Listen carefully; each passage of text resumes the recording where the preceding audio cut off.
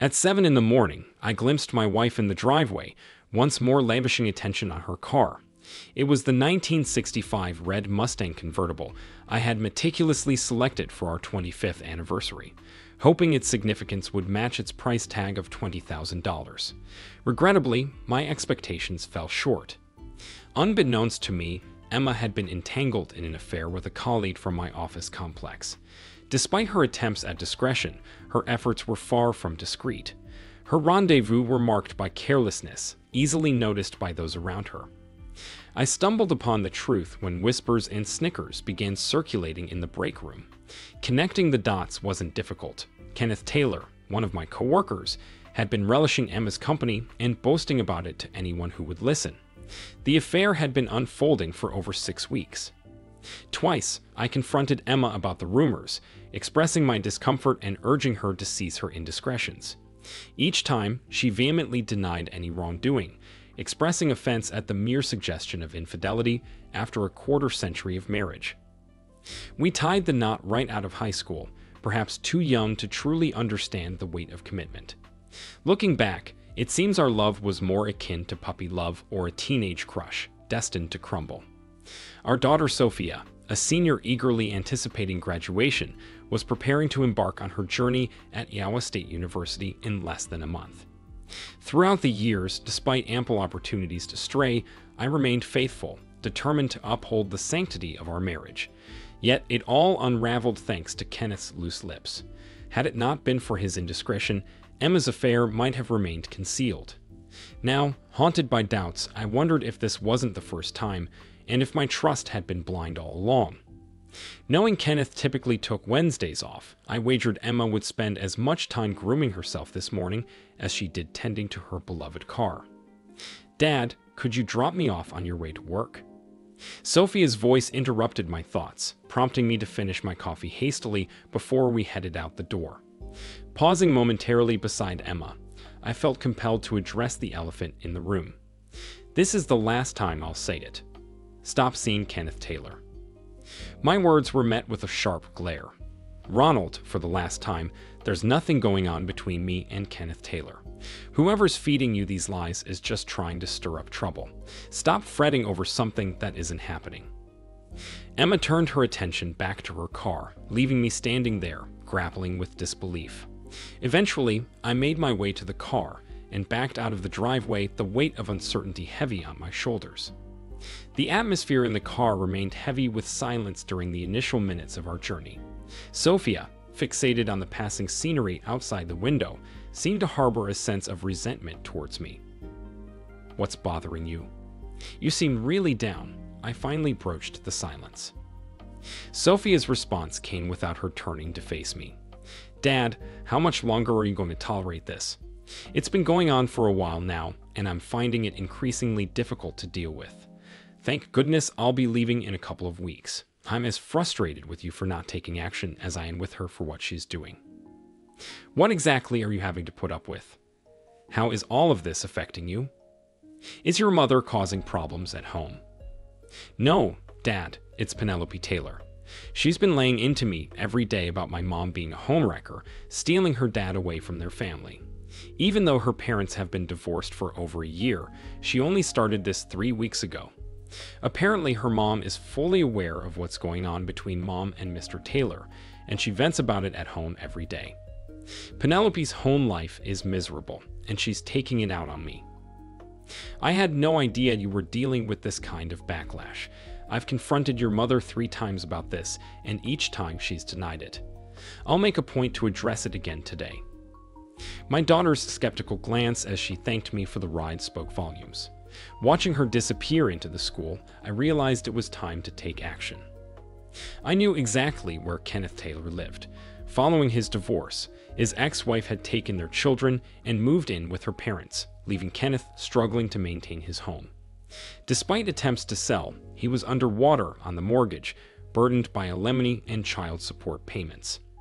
Avoiding the break room at work for the past month, I spared myself the jabs at my masculinity, After grabbing a coffee en route, I made a brief appearance at the office, informing my secretary, Amelia, that I'd be tied up in meetings on the third floor for the remainder of the day. She assured me she'd handle any messages. Slipping out the back door unnoticed, I parked down the street from the Taylor residence, waiting patiently.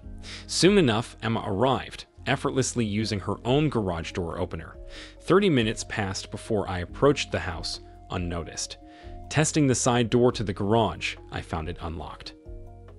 Inside, Emma's convertible Mustang sat with the top down, while Kenneth's BMW car occupied another space. Though not a car enthusiast, I recognized the luxury of Kenneth's vehicle. Picking up Emma's abandoned purse from the car seat, I knew it was time to confront the truth. As much as the temptation gnawed at me to burst into the house and catch them in the act, I resisted. I didn't need visual confirmation to know the truth. Beside Kenneth's lawnmower sat a 5-gallon can of gasoline, its presence enough to confirm my suspicions. There was ample fuel to douse both vehicles and ignite the garage, rendering any attempts to extinguish the flames futile. Hurrying back to my car before any signs emerged, I caught a glimpse of wisps of smoke in my rearview mirror as I rounded the corner. 10 minutes later, I seamlessly resumed my workday, informing my secretary that the meeting had been canceled as if I had never left the building. Returning home, I found Sophia in the living room, unaware of her mother's whereabouts. Concern began to gnaw at me. Had they been trapped in the inferno, overcome by smoke or flames? Perhaps they were at the hospital receiving treatment. Doubts gnawed at me, questioning the righteousness of my actions when the phone rang. It was Emma's sister, Mia. "Hi, Ronald, it's Mia. I just wanted to inform you that Emma had an accident with the Mustang. She's with me now. She's shaken up, but physically fine. Unfortunately, the car is a total loss. She's not up for talking right now, but I'll bring her home later tonight, and she can explain everything then. Do you want us to come over there and pick her up?" Mia's concern was evident in her voice. "No, Ronald, she's pretty upset. I think it's best if you wait until I bring her home. She's sorry about the car," Mia replied, her tone gentle. "Okay, where's the car right now?" I inquired. "I'm not sure. I think they towed it to a lot somewhere. Emma can fill you in on it later. Thanks, Ronald. I knew you'd understand." Mia expressed her gratitude before ending the call. With a big grin on my face, I hung up the phone. Sophia noticed, offering a silent smile in return. "I think you should take my car and visit Aunt Mia. Your mother had an accident with the Mustang, and she's not speaking to me right now. You could offer assistance and maybe discreetly investigate. I'd love to know what happened, but I can't ask. Just a suggestion, in case you're interested," I proposed to Sophia. "You know I am. Give me your keys. Should I bring her home or leave her there?" Sophia asked. "Surprise me," I replied. With a light laugh, Sophia headed out the door. Settling in for a quiet evening of beer and TV, I was interrupted a couple of hours later by Sophia's return, sporting an even wider smile. "I didn't think you had it in you. You're one sneaky dad." "I love it," Sophia exclaimed. Remaining cautious, I refrained from admitting anything. Whatever conclusions Sophia drew would be entirely her own. "Where's the car?" she asked. "Not sure, but it can't be moved until the insurance company checks it out." Mom didn't want to discuss it and was evasive, I responded. Sophia nodded understandingly and headed off. I breathed a sigh of relief, content that my careful approach had paid off. "Where's your mom? Why didn't she come home with you?" I asked Sophia, eager for any information. "It seems she's worried about how you'll react." I pressed her for an explanation, but she got flustered. Mia mentioned she'll be staying there for a few days until things straighten out. I don't really know what that means. I asked for clarification, but got no answers, Sophia explained, her tone tinged with frustration. "I hope you don't have any questions for me, because I won't answer them either," I responded firmly. "Good boy, Dad. I don't want to know any more. I can wait for the sequel," Sophia quipped before heading off to bed. As she left, I grabbed another beer, satisfied that everything had fallen into place perfectly. The next day at work felt different. There were no snide remarks from the break room crowd. My secretary, Amelia, seemed unusually attentive. Notably, Kenneth Taylor was absent from work. I didn't inquire about him, and no one offered any information. A sense of unease settled over me as a few colleagues seemed to be avoiding me. In the afternoon, a small bouquet of daisies arrived at my desk. The attached note read, "Thank you, MT Molly." Kenneth's wife was the only person I knew with those initials. Concern crept in as I realized Molly might have jumped to conclusions. I hoped the authorities wouldn't make the same assumptions. Amelia's frequent smiles only added to my apprehension. When I arrived home, Sophia seemed to be in good spirits. Penelope Taylor had apologized to her for her behavior over the past few weeks, though they didn't delve further into the matter. A small article in the back of the newspaper detailed a home fire that had destroyed 2 cars. Earlier, Mia had called Sophia's cell phone to inform her that Emma would be staying with her for a few more days. Sophia and I decided to go out for sushi that evening. Friday morning brought an unexpected visit from the police at work regarding the fire at Kenneth Taylor's house. They questioned me in my office and also spoke with Amelia. Amelia confirmed that I had been present at work all day Wednesday, conveniently omitting the brief period I had gone upstairs. Strangely, our testimonies aligned seamlessly, despite no prior coordination. The police indicated that the fire had been confirmed as arson, but had little else to go on. It intrigued me how they carefully avoided mentioning my wife's involvement. Equally puzzling was Amelia's unwavering support for me. Saturday saw Sophia taking charge of household chores and laundry while I tended to the yard work. That evening, we treated ourselves to a pay-per-view movie and pizza, carefully avoiding any discussion related to the ongoing situation.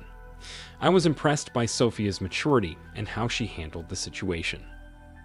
Emma returned home on Sunday, dressed in clothes provided by Mia. Though I was tempted to inquire about her own clothing, I decided against it. Emma spent most of the day holed up in her room. Sophia prepared dinner for us, but Emma appeared disinterested in eating.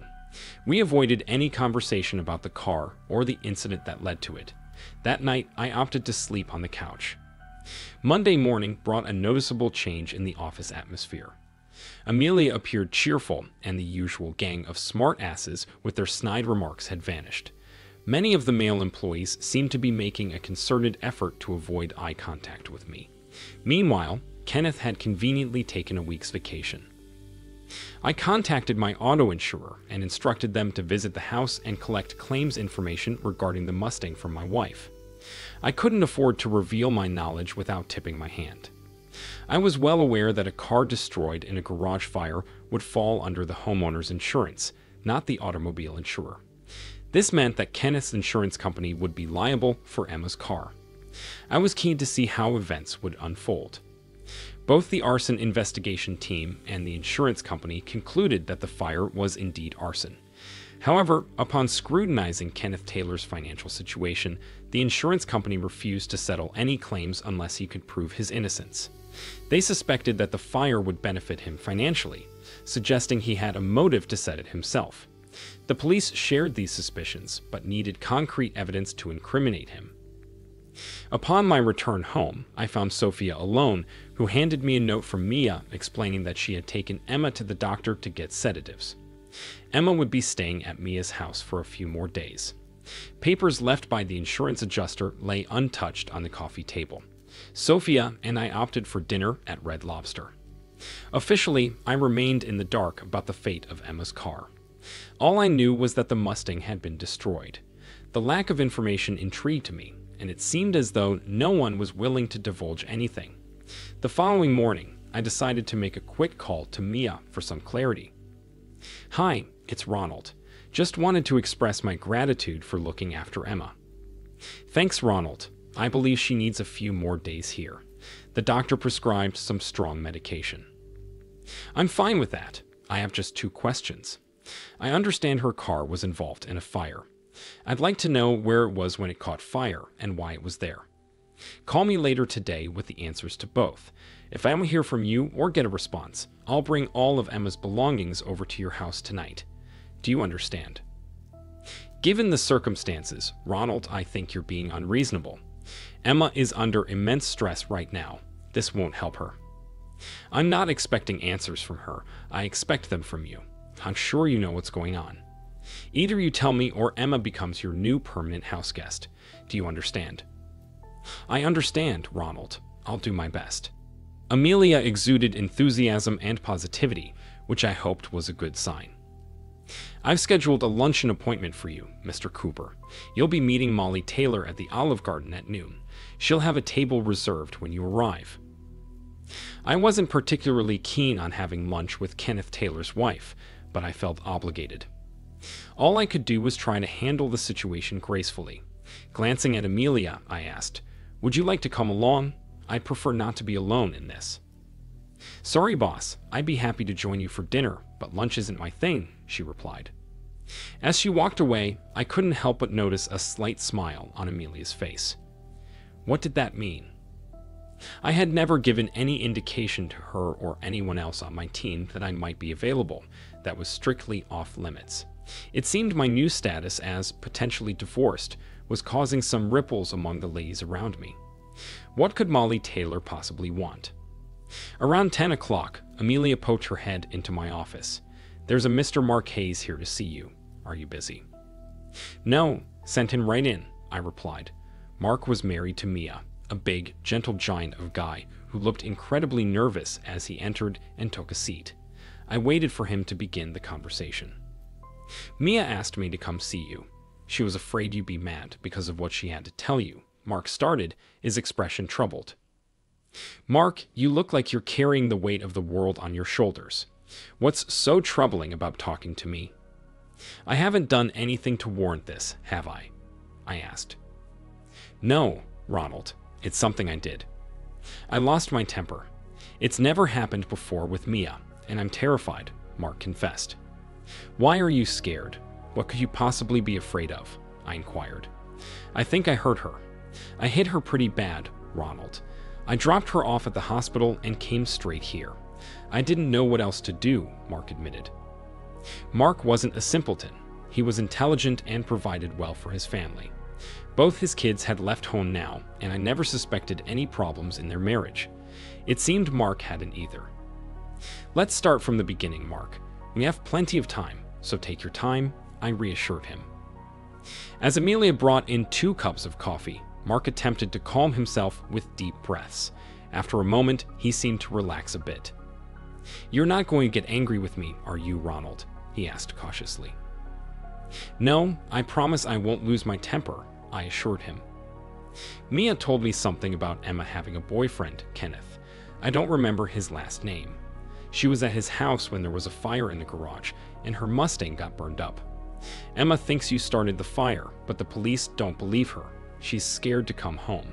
She tried to come back over the weekend, but had some kind of breakdown. That's what I was supposed to tell you." "That doesn't sound too traumatic. I still don't understand why that would upset you so much."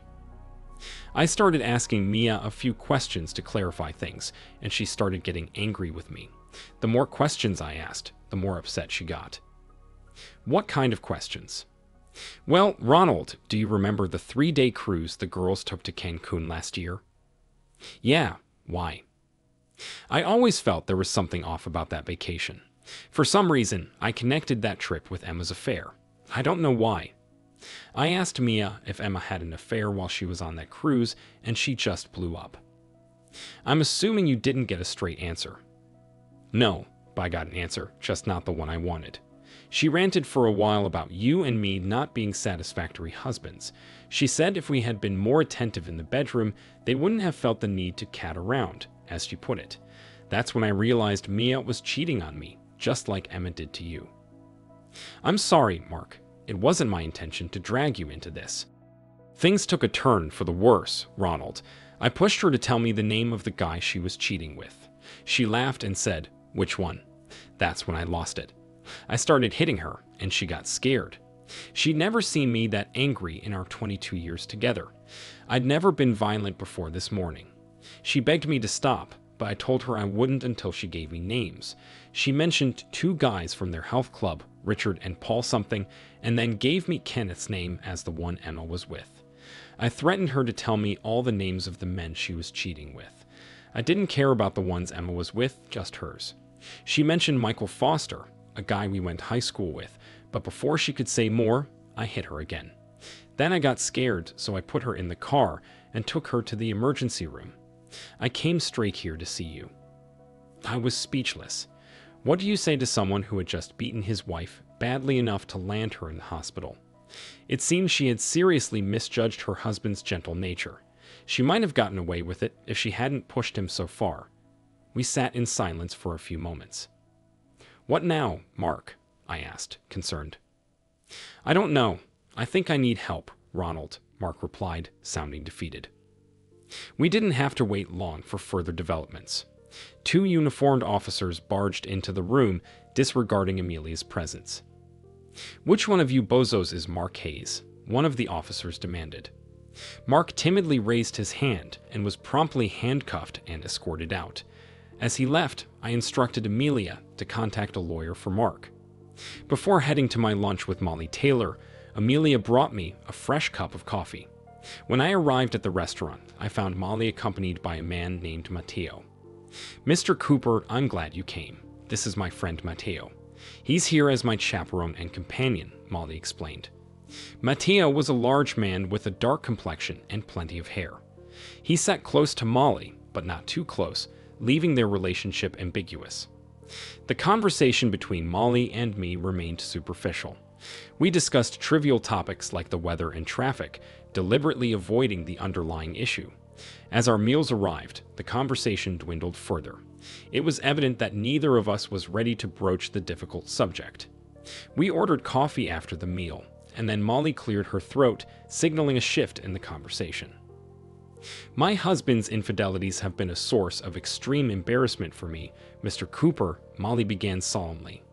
"Usually, I'm quite adept at turning a blind eye to his indiscretions, but since the divorce, I've come to realize that was a mistake on my part. While I can't undo what's already happened, I can offer you some insight into what might unfold in the future." She paused, her expression grave. "Kenneth is a very violent and vengeful man. If he believes you were the cause of his problems, he'll stop at nothing to seek revenge. Even though the situation is entirely his fault, he won't see it that way. There's a possibility he might manipulate your wife into doing things you couldn't imagine. Despite her love for you, she might be more than willing to assist Kenneth in getting even. I advise you not to trust her in any capacity until you're certain of where her loyalties lie. Do you understand so far?" I simply nodded, my mind swirling with apprehension. "I can guarantee that Kenneth will attempt to harm you in some way very soon. My purpose in meeting with you today is to warn you to be cautious. I'll do what I can to assist, but I'm afraid it won't be much. Matteo is with me because of Kenneth. He's my brother-in-law and here to support me until the family can resolve the issue with Kenneth." I had a myriad of questions, but I shook my head no. We finished our coffee in silence. Molly insisted on covering the bill, and then we parted ways. I had been angry about everything before, but now I was filled with fear. Work was unusually quiet. Amelia was eager to know about the luncheon, but I wasn't in the mood to discuss it. Mark's lawyer was busy arranging bail for him. I felt a pang of concern for Mia, but ultimately decided against it. Taking the afternoon off, I swung by Sophia's school. It didn't take long to secure permission for her to graduate early. She swiftly gathered her belongings and closed out her locker. Although she'd missed the graduation ceremony with her friends, she didn't seem too bothered. En route home, I called work and had Amelia sign me out for a 2-week vacation. I didn't anticipate being away that long, but I figured it was prudent to have a buffer. With most of Sophia's belongings already packed, loading the car was a breeze. Given the circumstances, I'd feel much better knowing she was 1,000 miles away, safe at school. Securing early entry to the dorms posed no issue.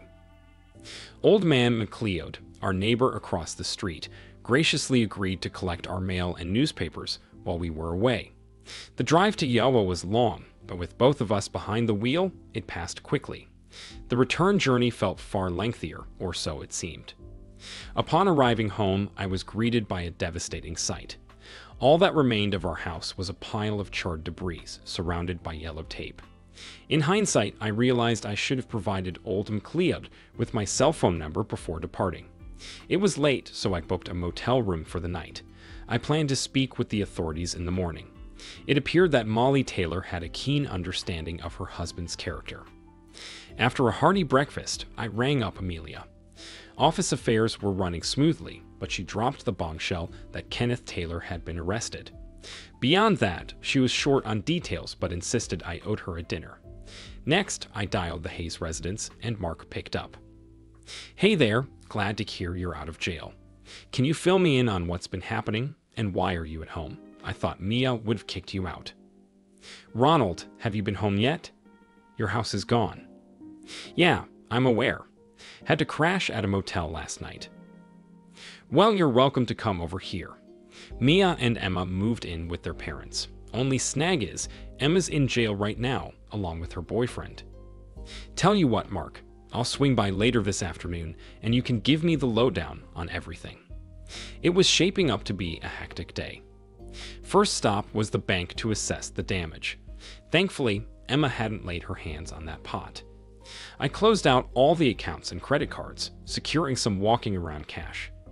Emma's cell phone got axed, penalty be damned. I saw no reason to change my own number. After the chaos, I figured nobody knew it anyway. I swung by the police department to tie up any loose ends or sign necessary paperwork. A sharply dressed man briefed me for about 20 minutes before I took off. Old McLeod had done a stellar job. He observed Emma and Kenneth entering the house, even jotting down Kenneth's license plate number. Emma lugged out a couple of loads of clothing before they set the place ablaze. It happened late at night, but McLeod never missed a beat. For once, I was grateful for having a nosy neighbor. Emma confessed to the police that they did it for revenge, claiming I had torched Kenneth's house. I dialed up Mark and arranged to meet at Dreamland Bar BQ. I felt like splurging. He quickly brought me up to speed. Maya wanted a divorce, and he agreed on the condition she dropped the assault charges. Now they just had to wait out the required period. As for Emma, I wasn't sure if she wanted a divorce, but I certainly did. Mia and Emma bunking with their parents wasn't exactly smooth sailing. When their father learned what was happening, he blew a fuse. Currently, Mia was at the house recuperating, while Emma cooled her heels in jail, awaiting her father to bail her out. Things were shaping up nicely, and I filled in Sophia about the house. Amelia greeted me warmly the next morning. I swiftly caught up with my work. The company decided to let Kenneth go, though I wasn't privy to the reasoning. His buddies in the break room were giving me a wide berth, and I relished it. Emma's father called, seeking assistance with her bail.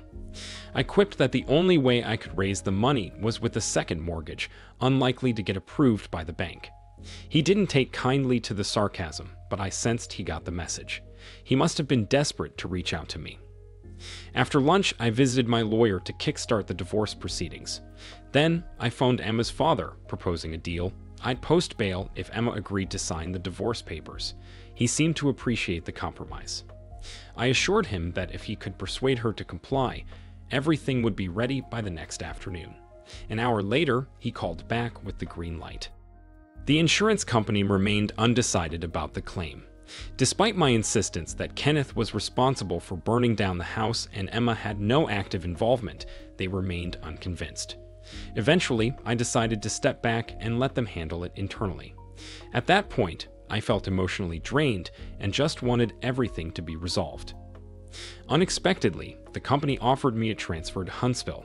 It came as a surprise, but I welcomed it as a vote of confidence and a significant promotion. To my surprise, Amelia expressed interest in joining me on this new journey.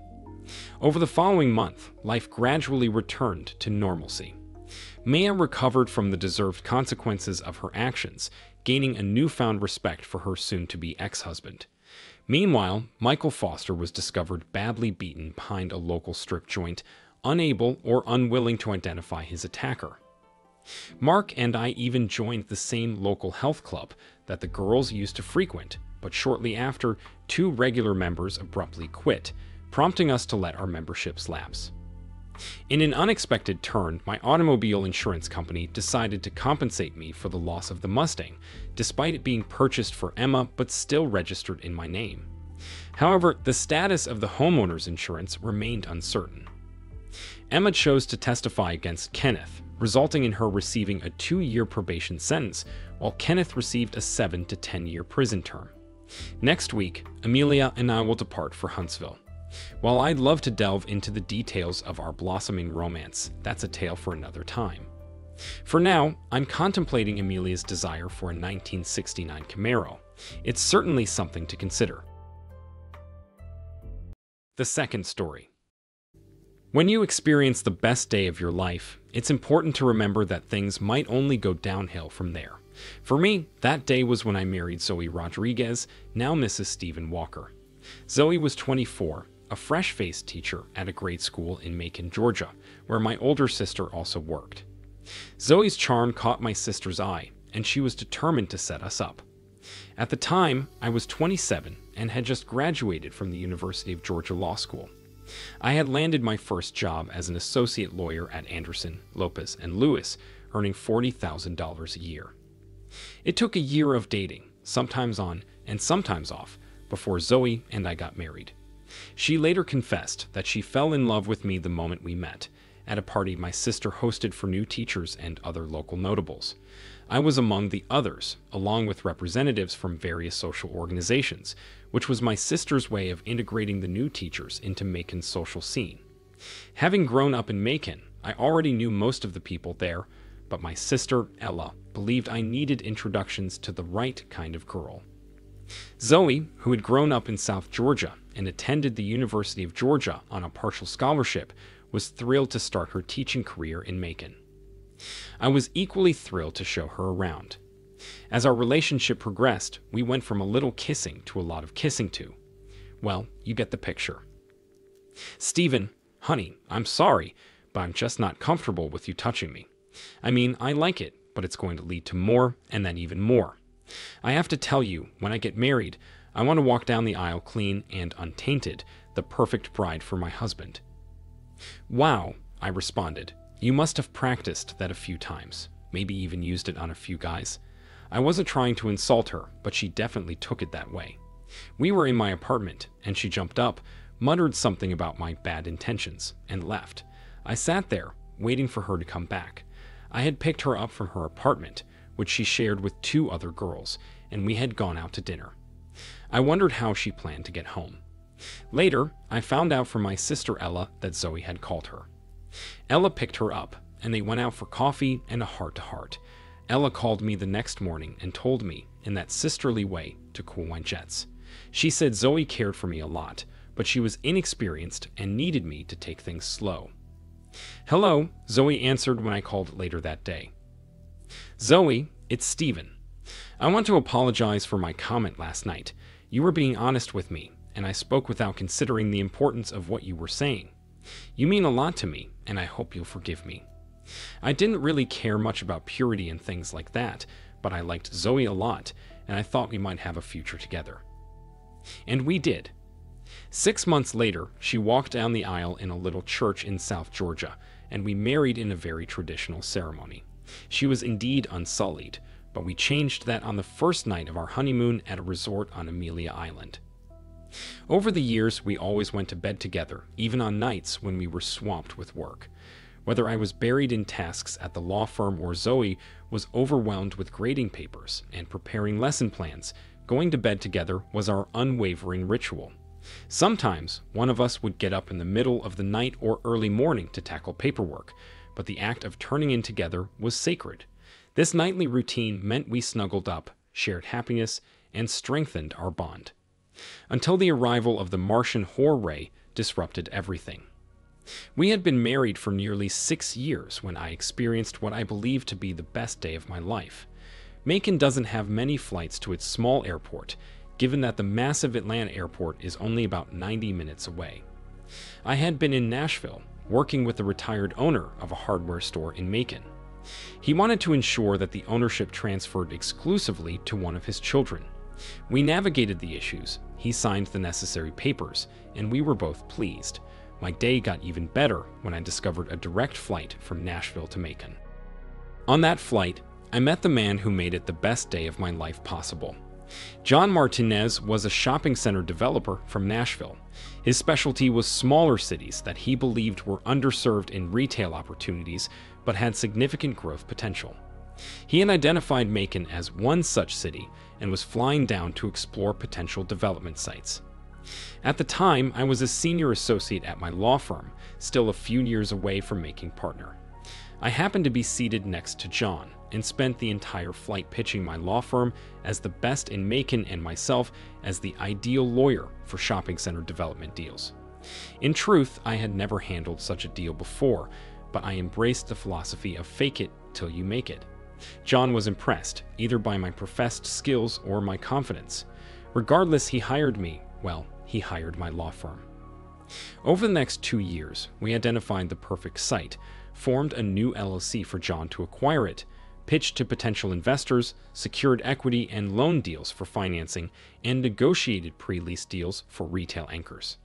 The project took on a life of its own, and with John often in Nashville or elsewhere, it increasingly depended on me. I loved every minute of it. I must admit, all that work impacted my personal life. I had less time for my relationship with Zoe, especially for those seemingly insignificant moments that are actually filled with meaning. Sitting on the couch holding each other while watching a silly movie, going for ice cream at Dairy Queen, the small things that build strength and bonding in a relationship. Despite the demands, I held on to our commitment to always go to bed together, which I think was incredibly important for us. But I often found myself up at 4 or 5 in the morning, working on spreadsheets, LLC agreements, or whatever the issue of the day was. Finally, we closed on the major loan on a Thursday morning, and my firm collected the biggest fee in its history. Brandon Lopez, the managing partner, called me into his office where he and the other 2 partners had opened a bottle of champagne. He handed me a glass. "Stephen, when you started working with John Martinez 2 years ago, we had some concerns," he said, pointing to his partners. "We thought you might not be the right fit. Too young, not enough experience, not enough gravitas, if you know what I mean." I stayed silent. He wouldn't be handing me champagne if this were bad news. "But you have done an exceptional job, maybe better than any of us," he continued, pointing to his partners again, "could have done. You have absolutely thrown yourself into this project, impressed everyone you've worked with, and frankly, made us a lot of money. We had a quick partners meeting just a few minutes ago, before popping the champagne, and voted to do 2 things. 1, an immediate $100,000 bonus in recognition of your outstanding work, and 2, an offer to join us as a partner, effective immediately, in recognition of the lawyer you have become and the lawyer we want to work with for decades to come. I have to admit, I never saw any of this coming. I knew they would give me a big bonus, but $100,000 and, more importantly, a partnership. I stood there, completely stunned. "Stephen, take a drink of your champagne and say something," Mr. Lewis said with a smile. They all knew I was in shock. "Mr. Lewis, No, he interrupted. "As partners, we go by first names here. I'm William. Lopez there is Brandon, and Anderson, well, he's so old, maybe you should call him Mr." They all laughed, and Anderson jumped in. "Stephen, you call me Nicholas around here. But you can call me anything you want when you're paying me on the golf course after I beat you." More laughter followed, and I finally took a sip of the champagne, still trying to process everything. "Take the rest of the day off, Stephen. Go tell your beautiful wife the good news. I know you have some loose ends to tie up with the shopping center deal, but a condition of the partnership is that you take a week off to recover from all the work you've been doing. Take your wife on a cruise or something." "Got it," Brandon, formerly Mr. Lopez, said. "Yes, sir," I responded, starting to regain my composure. "And gentlemen, thank you for the trust you've shown in me over the years, for the generous bonus, and most of all, for the honor of joining the partnership. This is the proudest achievement of my life." We all shook hands, finished the champagne, chatted a bit more, and I headed home to share the news with Zoe. It was the best day of my life. Zoe was already home when I arrived. The next day, Friday, was the last day of school, and both Thursday and Friday were half days to give the teachers time to finish grading and prepare report cards. Zoe was busy working at the kitchen table when I walked in. "Honey, I have some great news to share," I said, taking off my coat and tie. "Stephen, I'm almost finished here, and I have some news to share with you too. Just let me wrap up these last report cards, and then we can talk." I stepped aside and started browsing possible cruises departing next week on our home computer. The Caribbean seemed like a good option, though there were so many choices to sift through. It's a tough job, but someone has to do it. A little later, Zoe wandered into my home office with a glass of wine and a look of concern on her face. "Honey, you look worried. Is it about your news?" "Well," she began, and I interrupted. "You're not sick, are you? We can."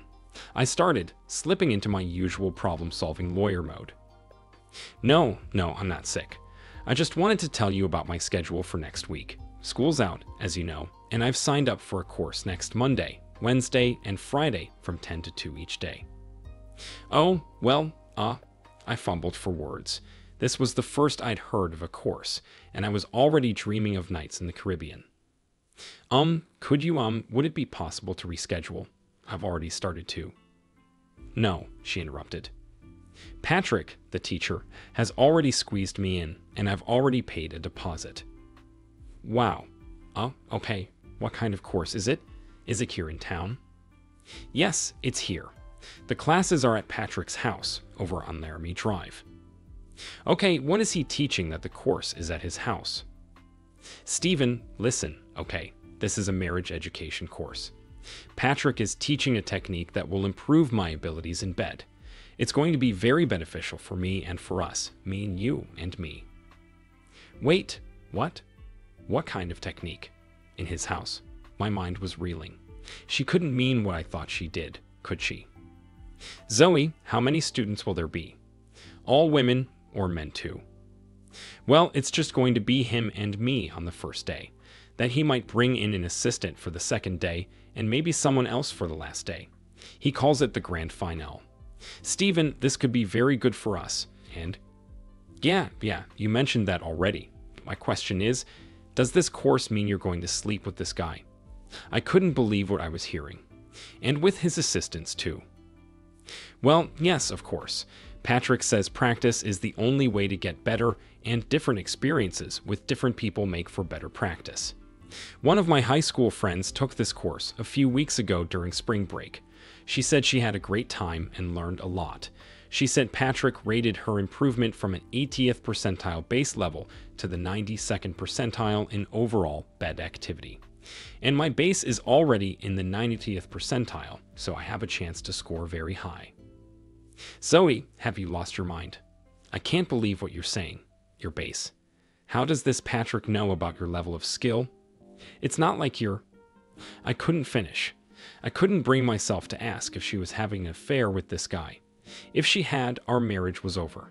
We'd vowed to each other in her church almost 6 years ago, and we kept that promise every night since. Patrick said it was important for him to know my base level so he could choose the best classes for me. I just stared at her. This wasn't my wife speaking. I had to ask. "Zoe, have you already done something with Patrick?" "No, that would be cheating." "Then how does Patrick know what your baseline level is?" "Well, I did it with my mouth, only briefly, but he said it felt really good. Then he went down on me for a few minutes to gauge my reaction to the stimulation. Really, Stephen, it was just preparation for the class." Martian horror ray, I thought. My wife was hit by a Martian horror ray, and now she's being controlled by some alien being who has no idea of our obligations to each other. Okay, I know MUR is just a metaphor for the average wife going crazy over guys younger than herself or something.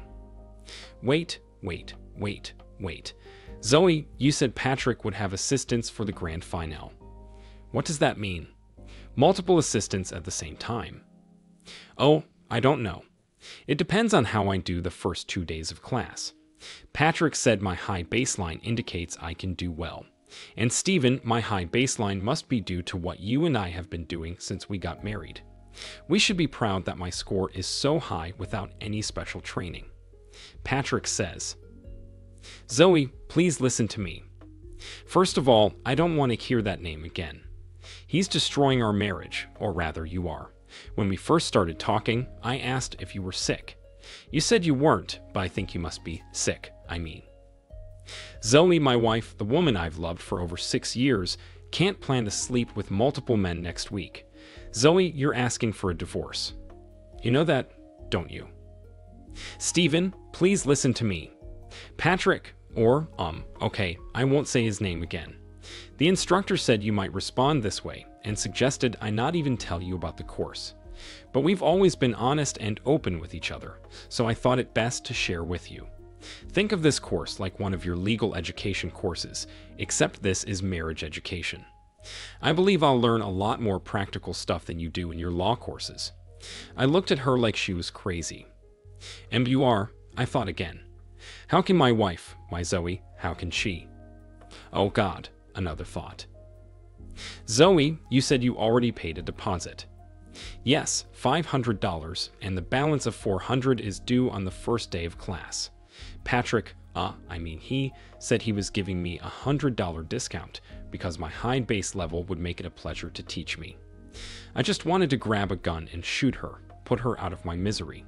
No one would blame me after this conversation. Zoe, please listen. I am as serious as a heart attack. If you go through with this, I will file for divorce next week. With what you have already done, we may end up divorced anyway, but I need to think about that.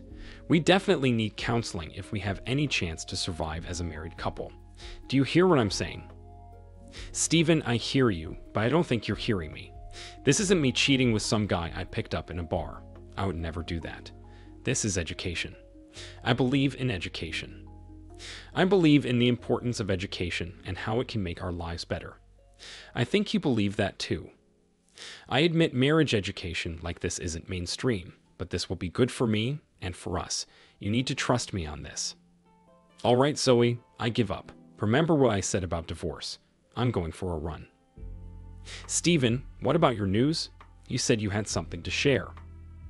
Zoe, my news is nothing compared to yours. I headed to our bedroom to change into my running clothes and moved some of my stuff to the guest room. My run started terribly. I was too distracted by our conversation to settle into a rhythm, but after a few miles, the stress began to drain away. Running always helped clear my mind, and this run was no exception. I realized I had been neglecting my running due to work, and I felt it after a few miles. I headed back to what used to be home, uncertain of what it was now. By the time I returned, Zoe was in bed, which was a relief since I had no desire to talk. I took a quick shower and went to sleep in the guest room. The next morning, I left the house early before Zoe woke up. When I arrived at the office, Brandon Lopes was already there.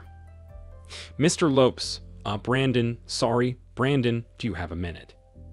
Sure, Stephen, what's up? I thought you might sleep in this morning. Sir, I have a real problem at home, and I need some help, I said, and then I gave him a brief summary of Zoe's news. My God, that's quite a story. I like that term, MUR. I've never heard it before, but now I'll have to add it to my vocabulary. Okay, first things first, you need a good family lawyer. I don't want to call her a divorce lawyer quite yet, but she certainly is one. Elizabeth Hernandez. Don't call her Beth or Liz, it's Elizabeth. She's very formal and the best divorce lawyer in Macon. Whoops, I'm already saying divorce. Stephen, I hope it doesn't come to that, but I understand if it does. The times I've met Zoe, she seems solid, with a good head on her shoulders. From South Georgia, right? Yes, sir, that's right. This is just so bizarre. I asked her if she was sick, but she said no. Well, if she has some sort of mental illness, she might not recognize it. I think she's crazy, but it's an insult to people with real mental illness to blame this on a mental problem. I'm afraid she's just sleeping with someone else, and this is her way of justifying it. Maybe. Either way, the next step is to cancel your bonus. Now, don't look even worse than you already feel. It's just a temporary measure. If you get divorced, it's better not to have to share it with your ex-wife. Once this blows over, you'll still get that bonus. Similarly, the partnership is off the table for now. But between us, both the bonus and the partnership are still yours. Since we haven't formalized anything yet, I can testify, if needed, that you're not entitled to either the bonus or the partnership. Got it. Wow. Yeah, I get it. It's just hard to process. Yesterday, I was on top of the world, and Zoe and I were inseparable. Now she's acting crazy, and I'm planning to keep things separate from her. Stephen, stop. Listen to me. You need to get out of the office. I know you're a runner and like to work out. Go do both, then come back and check in with me. I'll call Elizabeth Hernandez and set up an appointment for you later today. Make sense? Yes, sir. Thanks, it does. And thanks for all the help. Hey, that's what partners are for. I headed out but stopped by the break room for some coffee first. I was sitting there, just staring at the wall, not even drinking my coffee, when our receptionist walked in.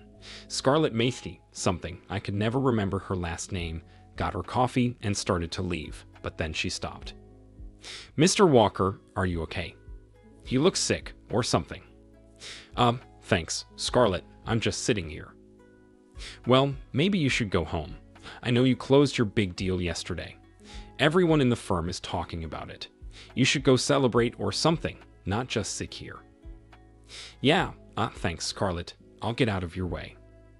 As I got up to leave, she added, I'm sorry, you're not in my way. I didn't mean. I went for another run, short and unsatisfying. When I got back to our office building, which has a workout room and showers, I worked out until it was almost time for my appointment with Elizabeth. I showered and arrived at her office on time for my 1 p.m. meeting. Stephen, I hope it's all right to call you that, she began, catching my eye. Brandon Lopes mentioned you're a friend of his, which makes you a friend of mine too. He had a lot of good things to say about you, but he also mentioned your wife had been impacted by the MUR.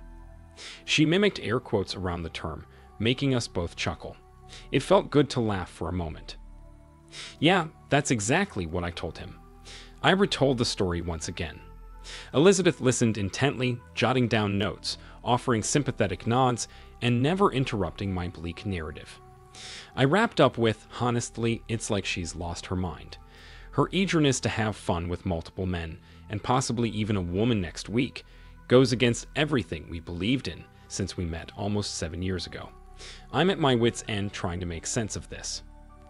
That's what I'm here for, to help you understand and create a plan to deal with her actions.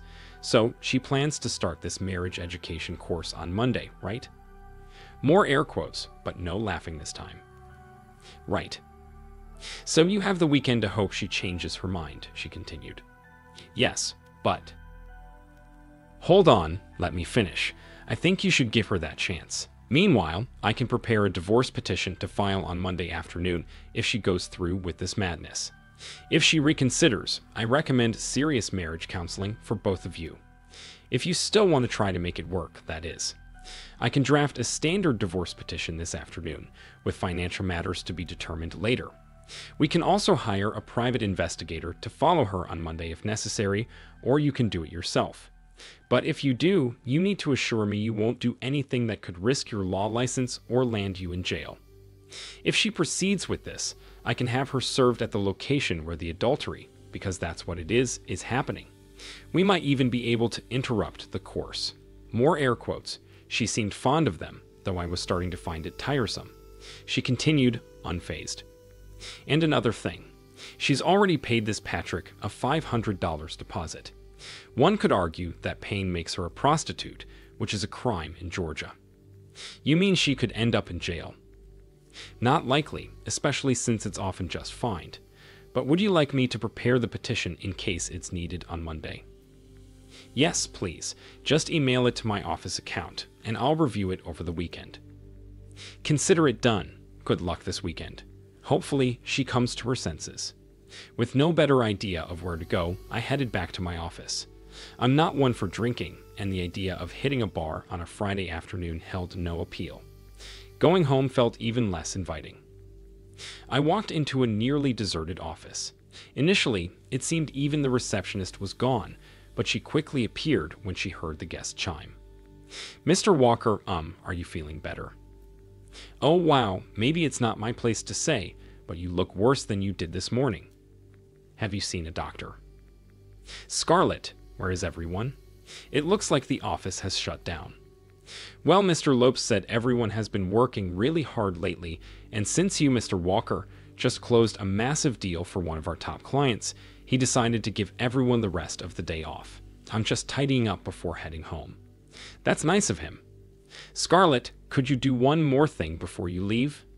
I could really use a cup of fresh coffee. That machine always confuses me. Of course, I'll be right back with a fresh cup. Black, right? Yes, thank you. She returned to my office in a few minutes with a steaming cup.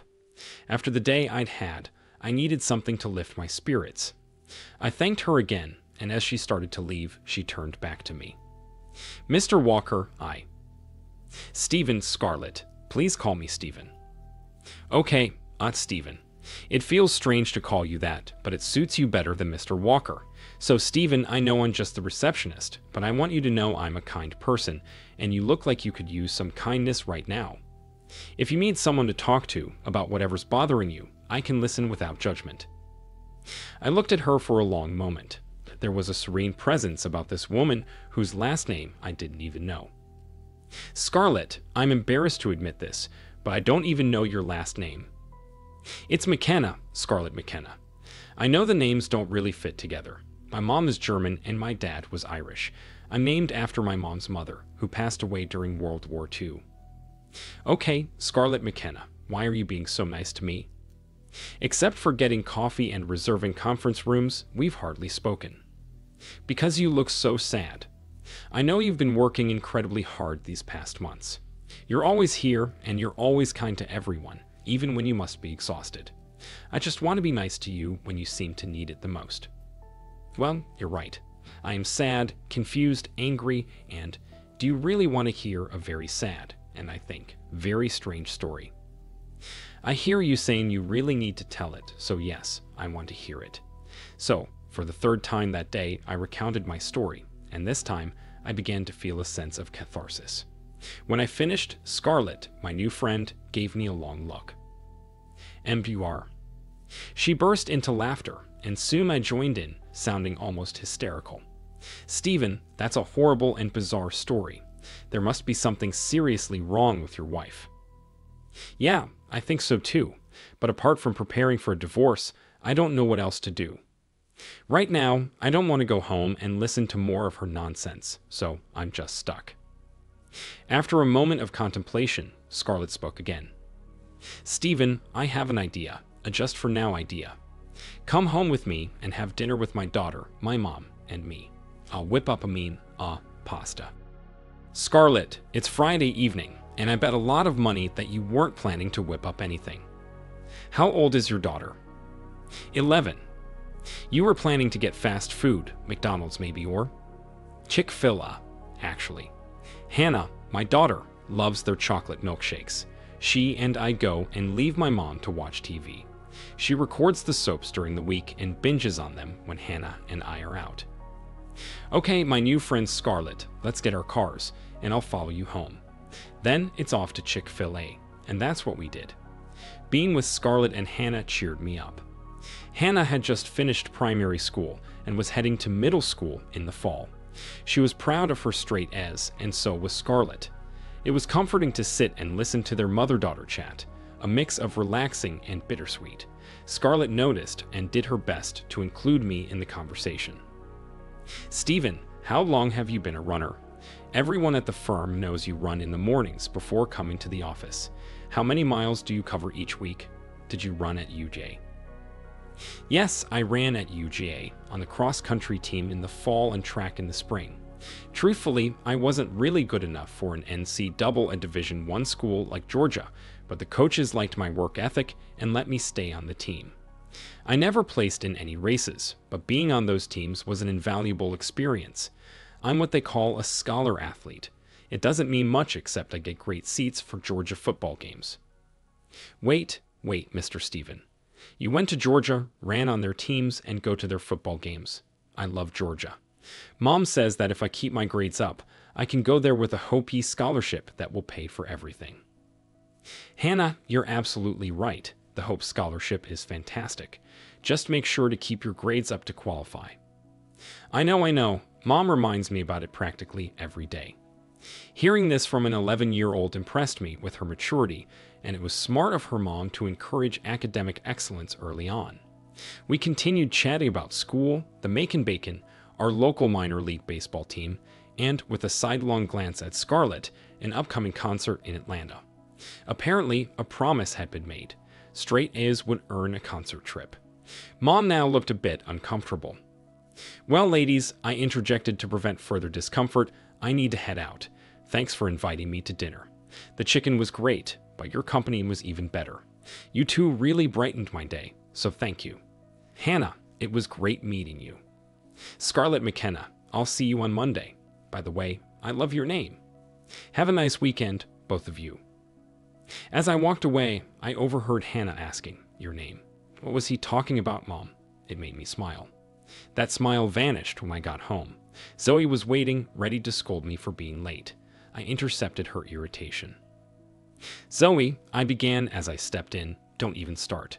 I needed some space. Unless you're here to tell me you've canceled your plans to cheat next week, I'm not interested in talking." "Well, Stephen, I do have some good news, which you'd know already if you'd come home on time." She got her jab in, but I was curious about the supposed good news. I motioned for her to continue. "I spoke with Patrick, the teacher, today and told him your concerns about next week's course." "You mean with another man next week?" I retorted. "Geez, Stephen, stop. We see things differently, but I love you and want what's best for us." So we compromised. He keeps the deposit, and I attend the first day's lessons.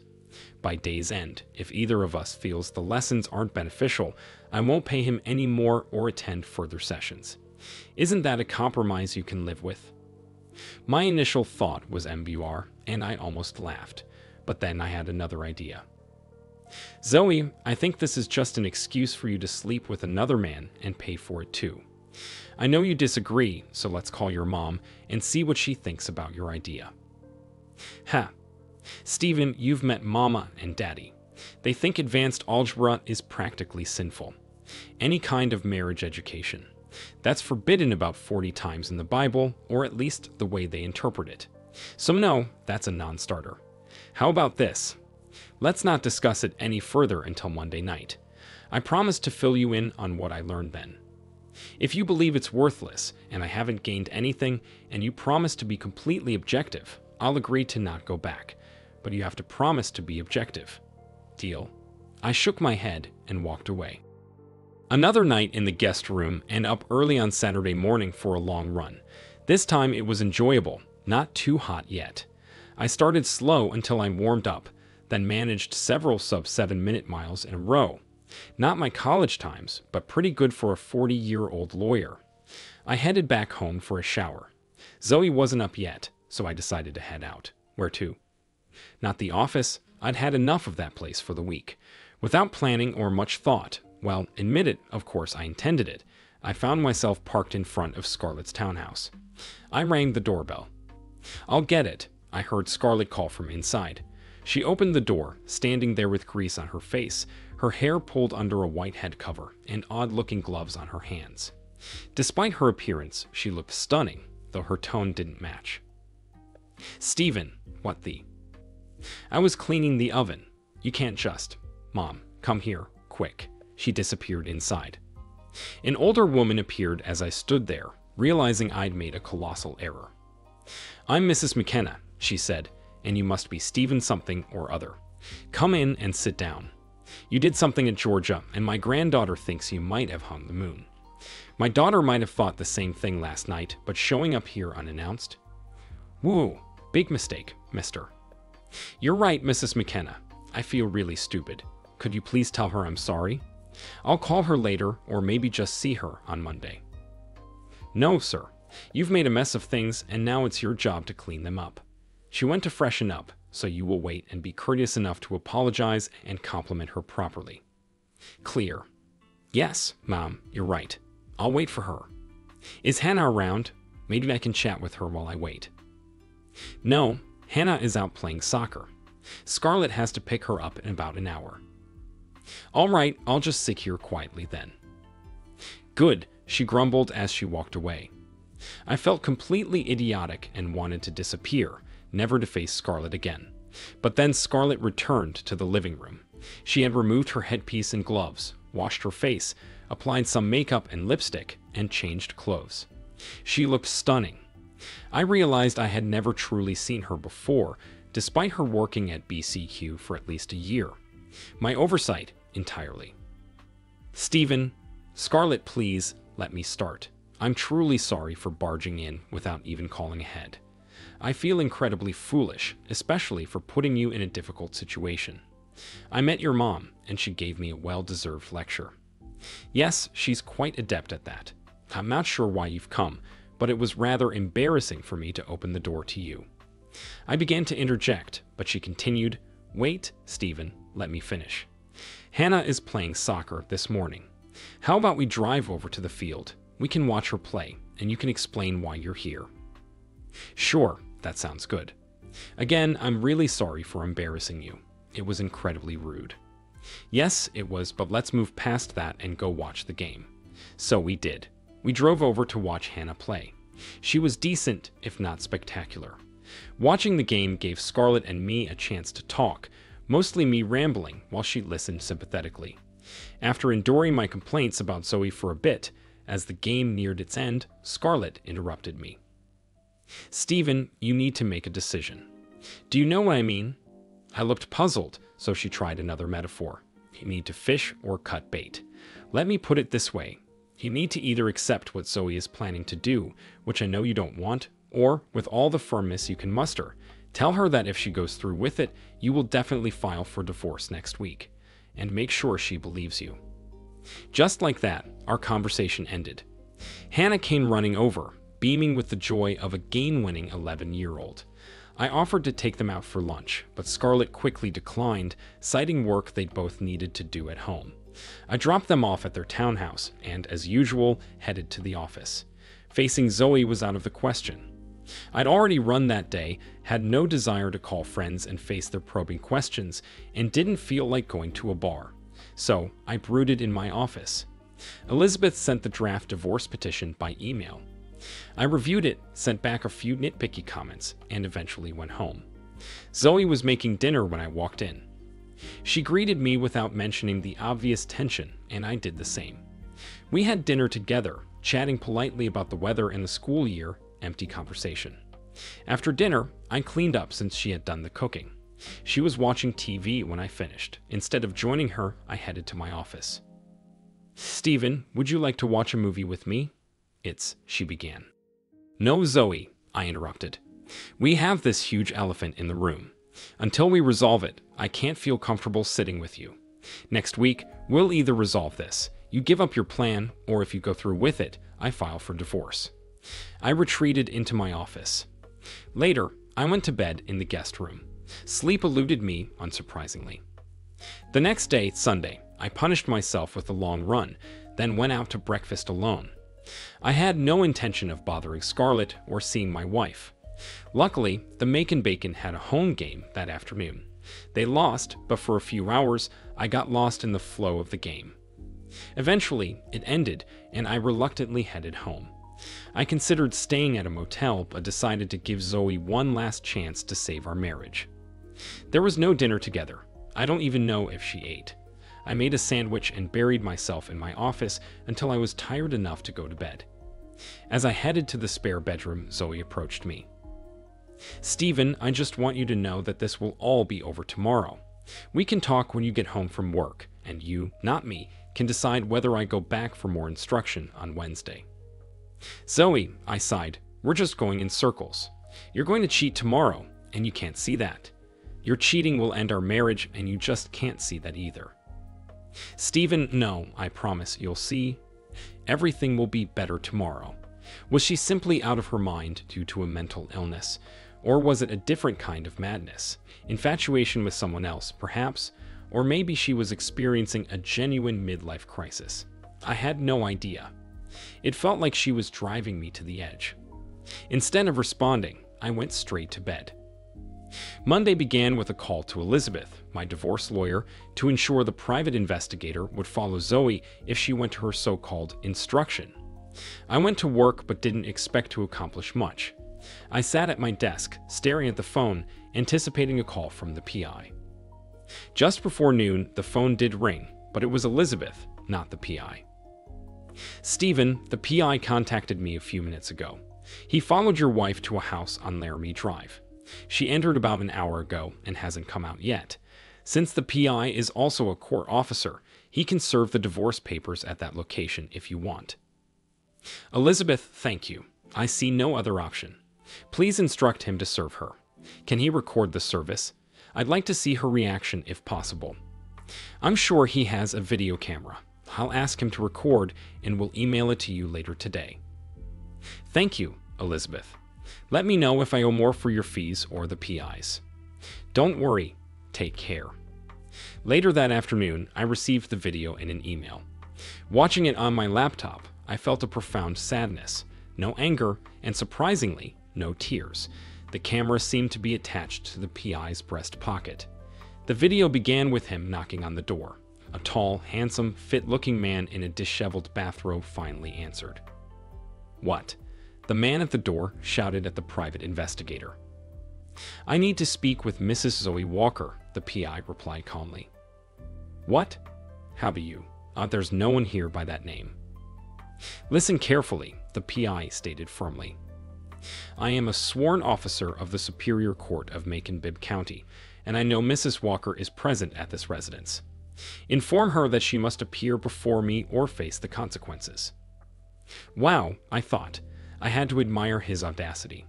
His words were entirely truthful yet completely meaningless, but the man at the door clearly didn't realize that. Okay, hang on.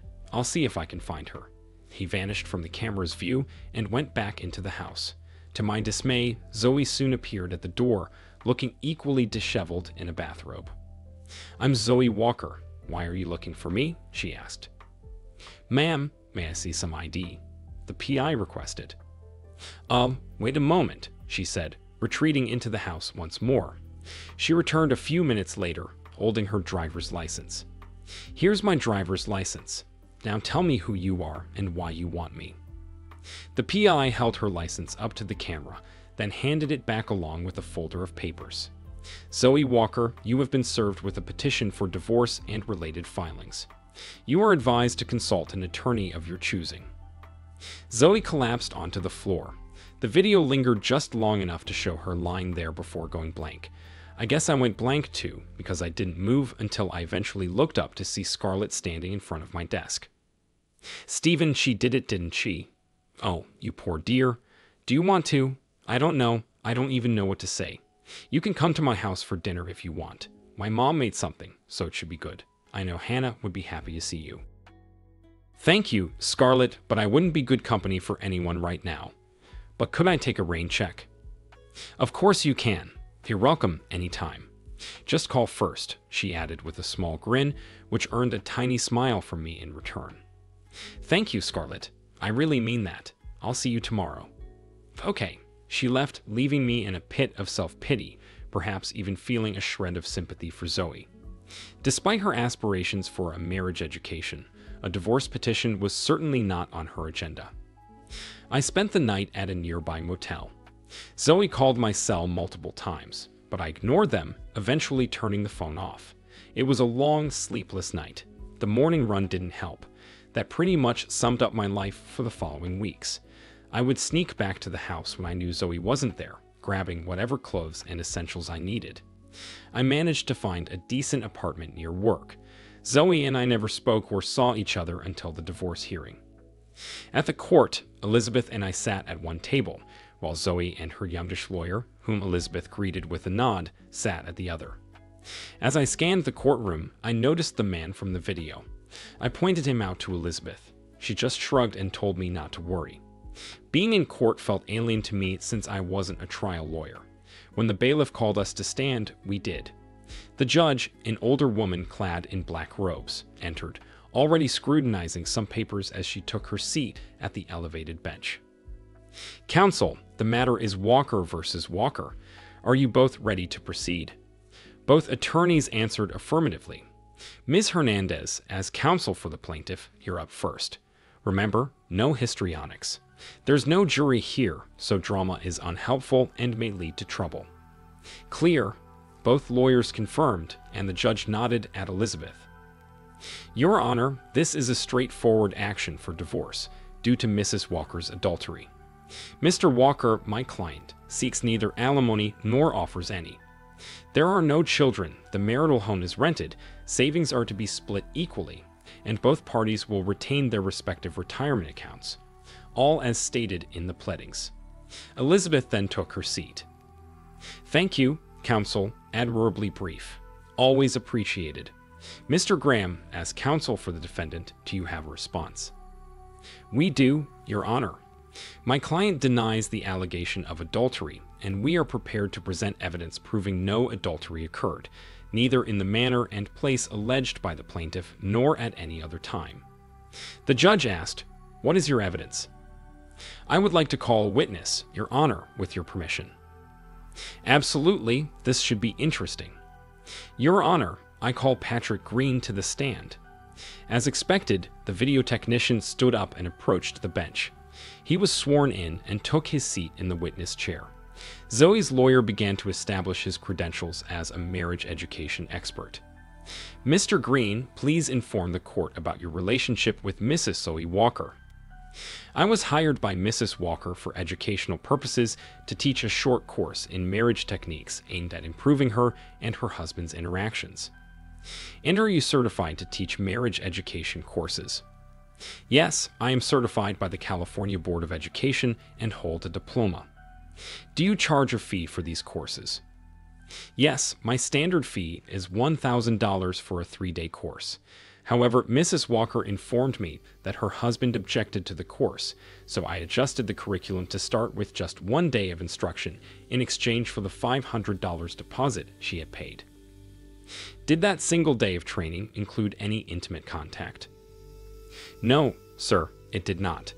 Mrs. Walker received a divorce petition before we had the opportunity to cover any material that involved intimate contact. She was so distraught over the divorce petition that we never continued with additional training.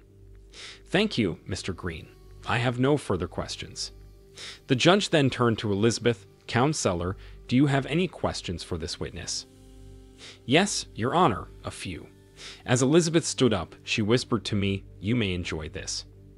Turning to the witness, she began, Mr. Larson, may I call you that? Since that is your real name, correct? Oh, well, I go by Green. Larson was my birth name, but I no longer use it. Ma'am, did you stop using that name because it appears on your arrest record? Objection, Your Honor. Zoe's lawyer quickly interjected, but the judge raised a hand to pause him. Ms. Hernandez, I'm inclined to agree with Mr. Graham. Could you explain the relevance? Your Honor, this is relevant for 2 reasons. First, a criminal conviction affects the credibility of the witness's testimony. Second, Mr. Larson's criminal convictions are pertinent to the accusations of adultery. Proceed, but be aware that I am skeptical about the relevance, the judge warned. Thank you, Your Honor. Now, Mr. Larson, how many times and for what specific offenses have you been convicted, particularly in California? Mr. Larson hesitated, looking for assistance from Zoe's lawyer, but found none. Well, it was prostitution, he admitted in a near whisper. Mr. Larson, did I hear correctly that you were arrested for prostitution in California? Yes, but... And how many times have you been convicted, whether by guilty plea or guilty verdict, of charges related to prostitution, pandering, or similar offenses? Would you agree that the number is at least 24? Your Honor, opposing counsel is leading the witness. I object, Zoe's lawyer interjected. Mr. Graham, the judge responded firmly, since this is cross-examination, plaintiff's counsel is entitled to pose leading questions. Proceed, Ms. Hernandez. Thank you, Your Honor. So, Mr. Larson, isn't it true that you have at least 24 convictions? Well, some of those were just. Mr. Larson, just a simple yes or no, please.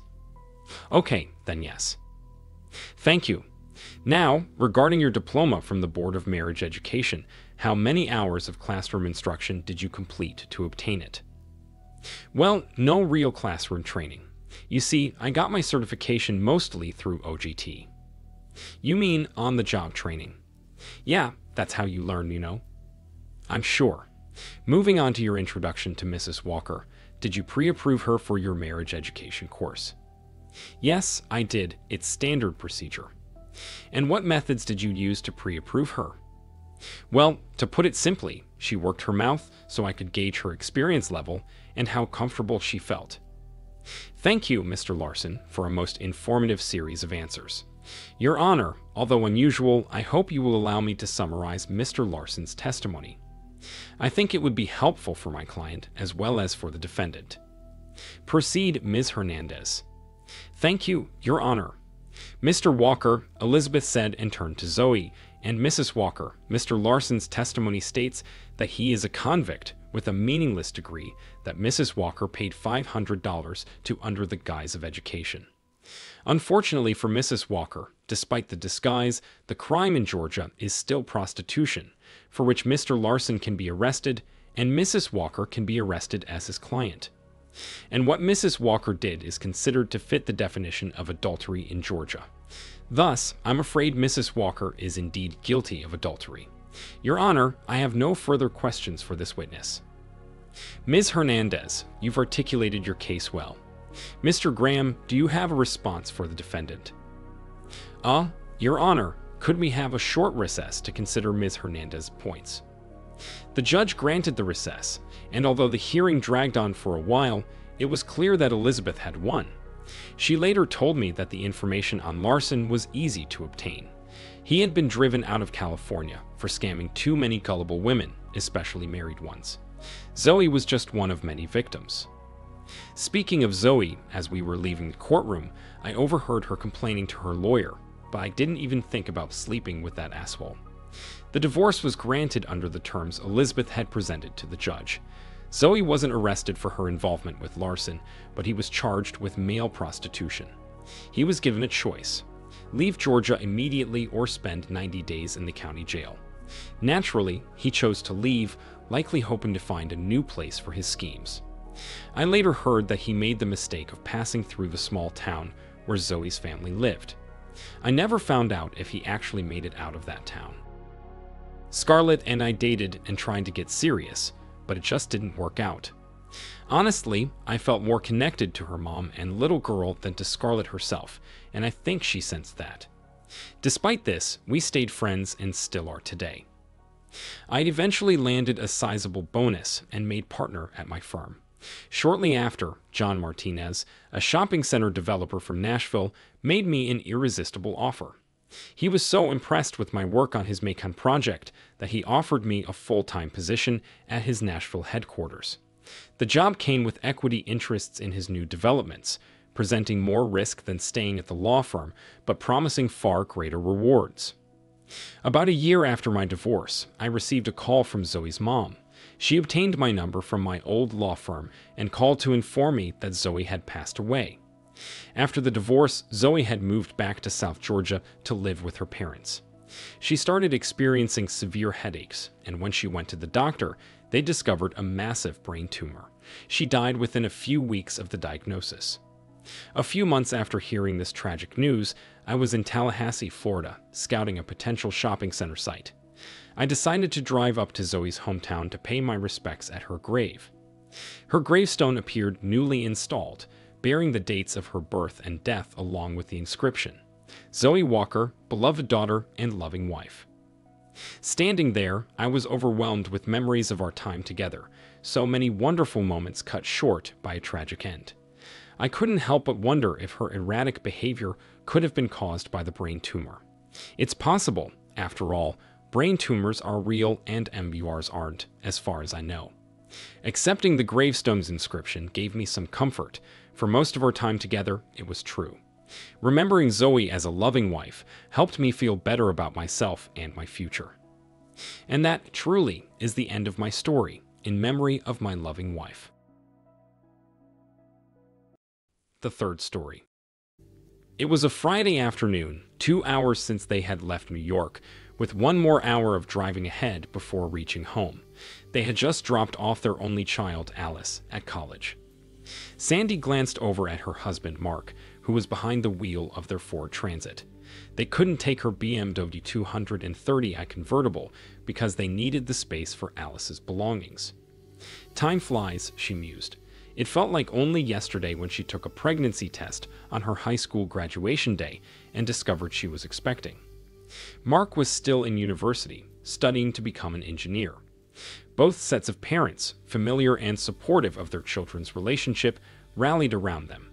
Sandy stayed with her parents after Alice was born, and she and Mark married once he completed his degree. Since then, Sandy has been a stay-at-home mom, witnessing her husband's journey from a junior engineer at a local firm to a successful entrepreneur with his own HVAC business. Over the past decade, Mark's hard work has paid off with substantial contracts from major construction companies. He has always dedicated himself to both his career and his family. "The house will feel so empty without her," Mark said sadly. "She was always closer to you than to me, always Daddy's little girl." "She's our princess and deserves to be treated like one," Mark replied. "But have you noticed how she's behaved these past few months? She treated me terribly. When you were home, she was constantly by your side, sometimes even mocking me. When you weren't here, she would lock herself in her room, avoiding me entirely." "Sandy, come on. She's still just a child. She was under a lot of pressure during her senior year. She wanted to get the highest marks to achieve her dream of going to Columbia University. At least try to understand." "I know, Mark, but have you seen how she reacts when we're in the same room? Do you remember 2 months ago when I was sitting on the couch and she came up behind me with a knife? I thought she was going to hurt me. I saw pure hatred in her eyes." "You're imagining things, Sandy," Mark said, irritation creeping into his voice. Sandy stayed silent, not wanting to prolong the conversation. She didn't want Mark to get angry, at least not now. Taking out her cell phone, she sent a text. "We'll be there in 30 minutes. A minute later, her phone beeped. "Is it from Alice?" Mark asked. "No, it's Peggy." "And how is she getting along with Jasper?" "Last time at our barbecue party, she was ranting about him working late nights, putting in too many hours, and caring more about others than her. She should know the job of a sheriff isn't easy. She should have thought it through before marrying him." Once again, Sandy stayed silent. She wanted Mark to remain calm until they got home. She leaned against the window and silently wished they were already there. As Mark turned into his driveway, he noticed a sheriff's car parked in front of the garage. Mark parked his van behind the car. Jasper and his assistant climbed out and greeted him. "What's going on?" Mark asked, confused. At the same time, Sandy ran and stood behind the assistant. Mark frowned. "This is the worst part of my job, which I hate doing," the sheriff said, removing a manila envelope and handing it to Mark. "Marcus Moore, you've been served." "Jasper, is this a joke?" Mark's hand trembled as he took the envelope. He turned to Sandy, who looked down, unable to face her husband. "Why, Sandy? What did I do wrong?" "Mark, it's best if you leave," Jasper said.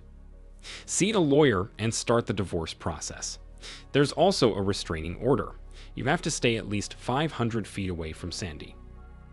"Jasper, you were here last Sunday with Peggy for Alice's going-away barbecue. Both of you knew this was coming. You came to my house, ate my food, drank my drinks, and wished Alice good luck with smiles on your faces. This is hypocrisy at its worst. Mark, please try to understand." "Understand what, Jasper? That you're a jerk?" Mark yelled. He turned to Sandy with anger in his eyes. "And you, Sandy, you betrayed me. If you didn't love me anymore, you could have just told me. We could have divorced amicably." "Mark, the restraining order is already in effect. You need to leave," Jasper said, trying to stay calm. Mark stormed to his van, threw the envelope onto the passenger seat, then slammed the door. He approached Jasper again. "I need my personal things. I hope you're not such a jerk that you'll stop me from getting them." He took out his house key and headed to the front door. "Your key won't work," Jasper said, pulling a set of keys from his pocket and handing them to his assistant. "I see you've handled everything, or was it Peggy? She was supposed to be here today with a locksmith while we were away, right?" Jasper just nodded in response.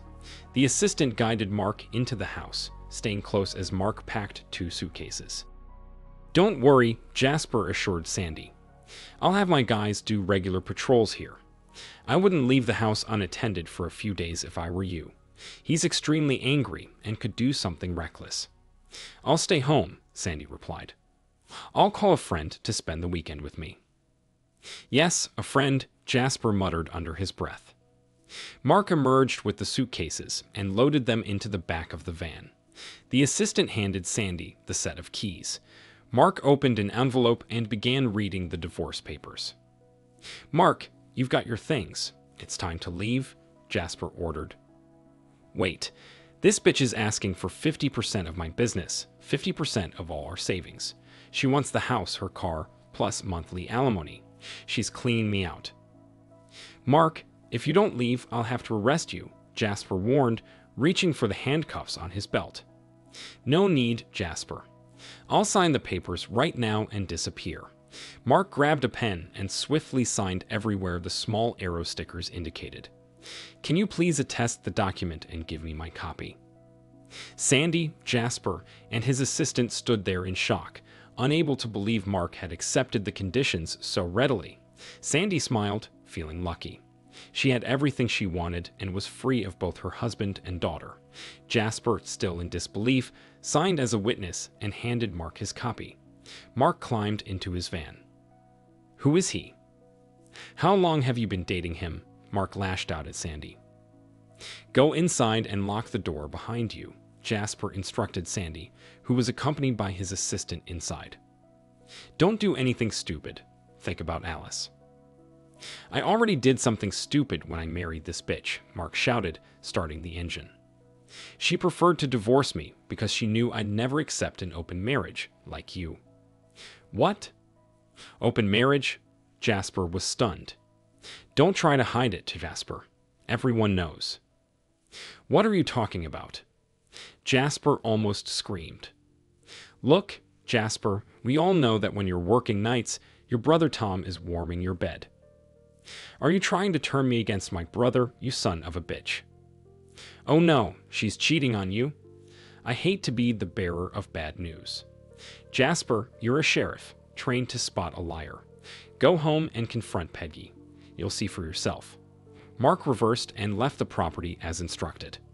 Left alone, Sandy poured herself a glass of wine and admired Pagnol's masterpiece, The Train Station. The painting was worth over $100,000. He left it here, his loss, she thought with a wicked smile. She grabbed her phone and hit speed dial. "Come on, Frank, pick up," Sandy yelled into the phone before hanging up in frustration.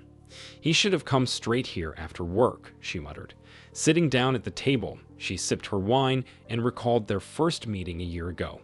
They'd bumped into each other at a department store, where he worked in the shoe department. In his early 20s with a perfect body, he made her melt on the spot. They exchanged numbers, and she called him the next day, inviting him to her house. After he left, she could barely walk. That night, she told Mark she wasn't feeling well and went to bed early. From that day on, she knew Mark could never compare to her lover, who was young and full of energy. Mark was always busy, always tired in the evenings. He spent his nights helping Alice with her homework and then poring over his files. The moment his head hit the pillow, he was out like a light. Sandy finished her wine and poured herself another glass. She pressed speed dial again, only to hear an automated voice message. "The number you are calling is temporarily unavailable. Please try again later." Frustrated, she threw the phone onto the couch, picked up the remote, and turned on the TV, but couldn't focus on the screen. She decided to take a shower instead. A week ago, she had showered with Frank. Just the day before, she had been at his apartment. With a spare key, she could visit her lover anytime she wanted. Sometimes, she would go there while he was at work and clean the entire place. She bought him clothes, shoes, cologne, and had even given him an expensive watch for his birthday. Occasionally, she slipped him some pocket money and gave him rides in her BMW. Oh God, I need him right now. I'd really want to see him, Sandy muttered to herself. She tried to recall the last time she had slept with Mark. Was it 3 months ago? 6, maybe longer. She didn't care.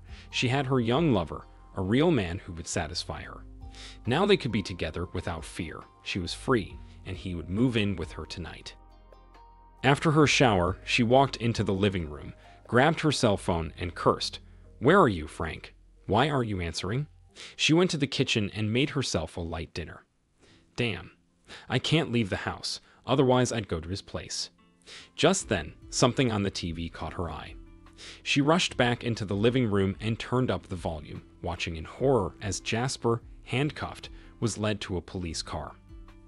Sandy finished her wine and poured herself another glass. She pressed the speed dial button again, but heard an automated message. "The number you are calling is temporarily unavailable. Please try again later."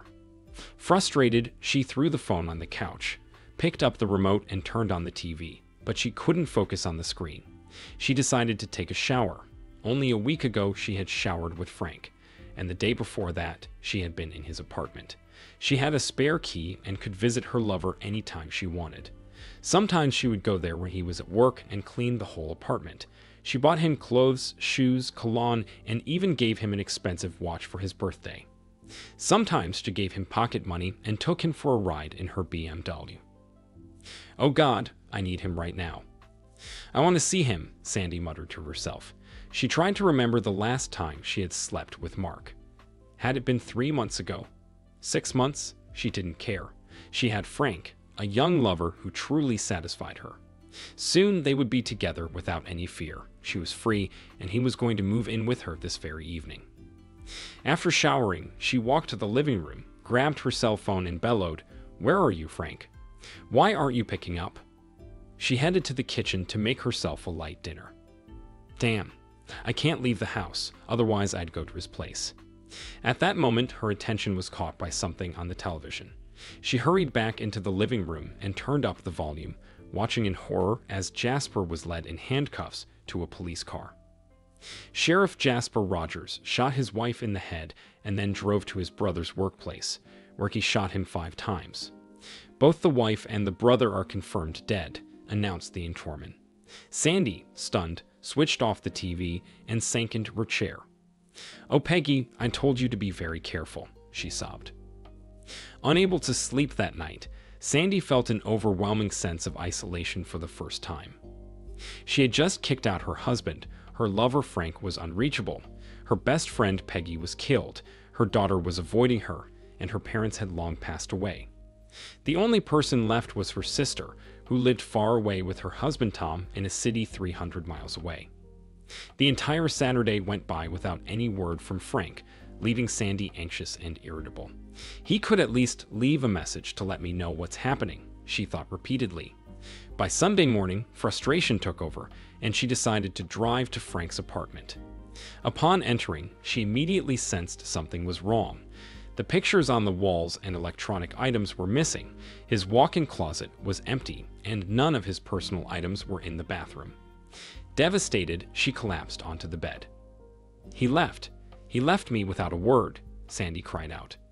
"How could he do this to me? It was his idea to divorce Mark, promising we live together and get married once the divorce was final." Desperate for answers, she drove to the department store where Frank worked, hoping to find him there.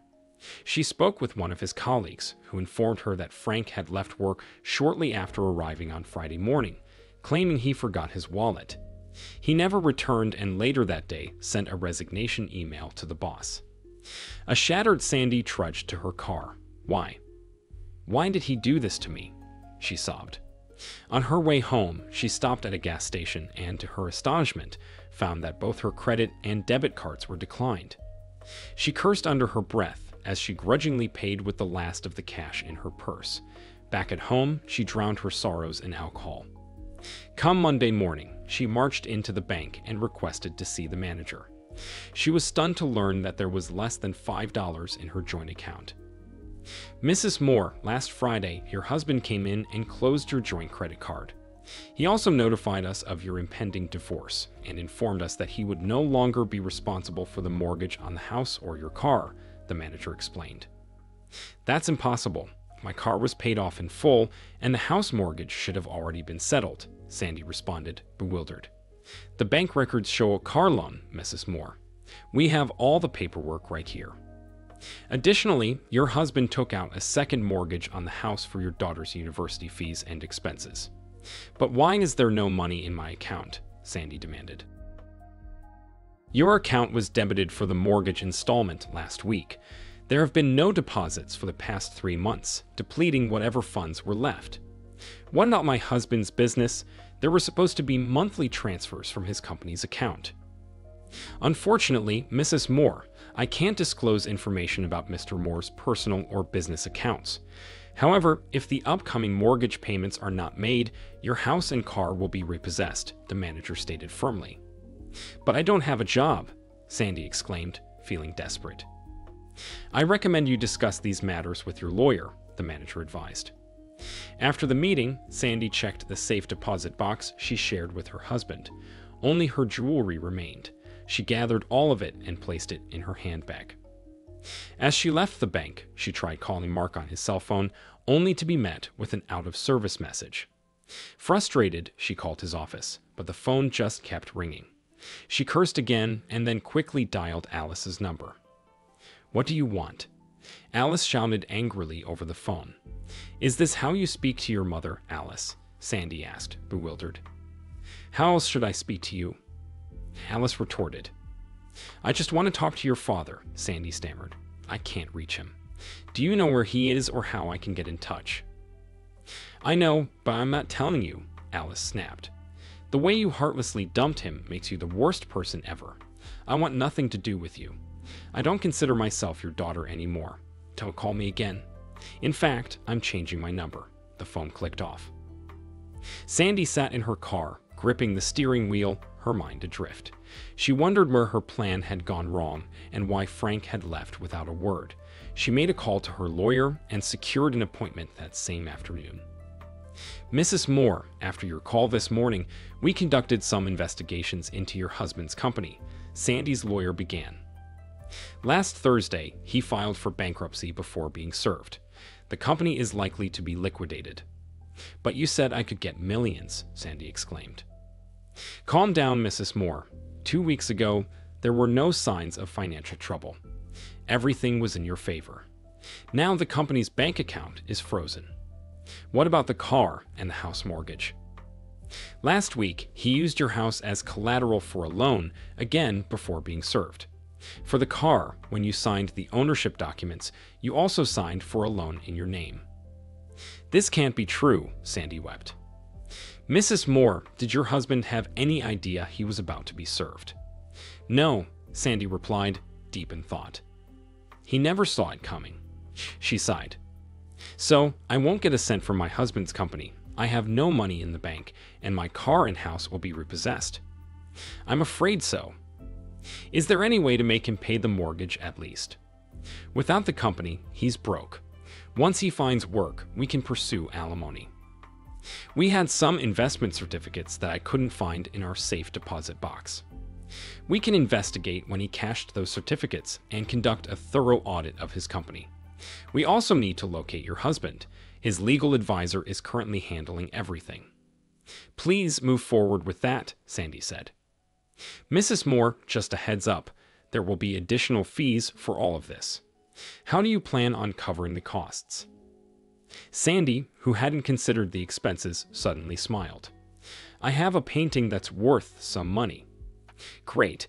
Convert it to cash and write us a check so we can get started. Sure, I'll call you soon. One more thing, Mrs. Moore. In the worst-case scenario, you should be ready to vacate your house. I recommend you start looking for a place to stay. Once home, Sandy sat in front of Paganel's masterpiece.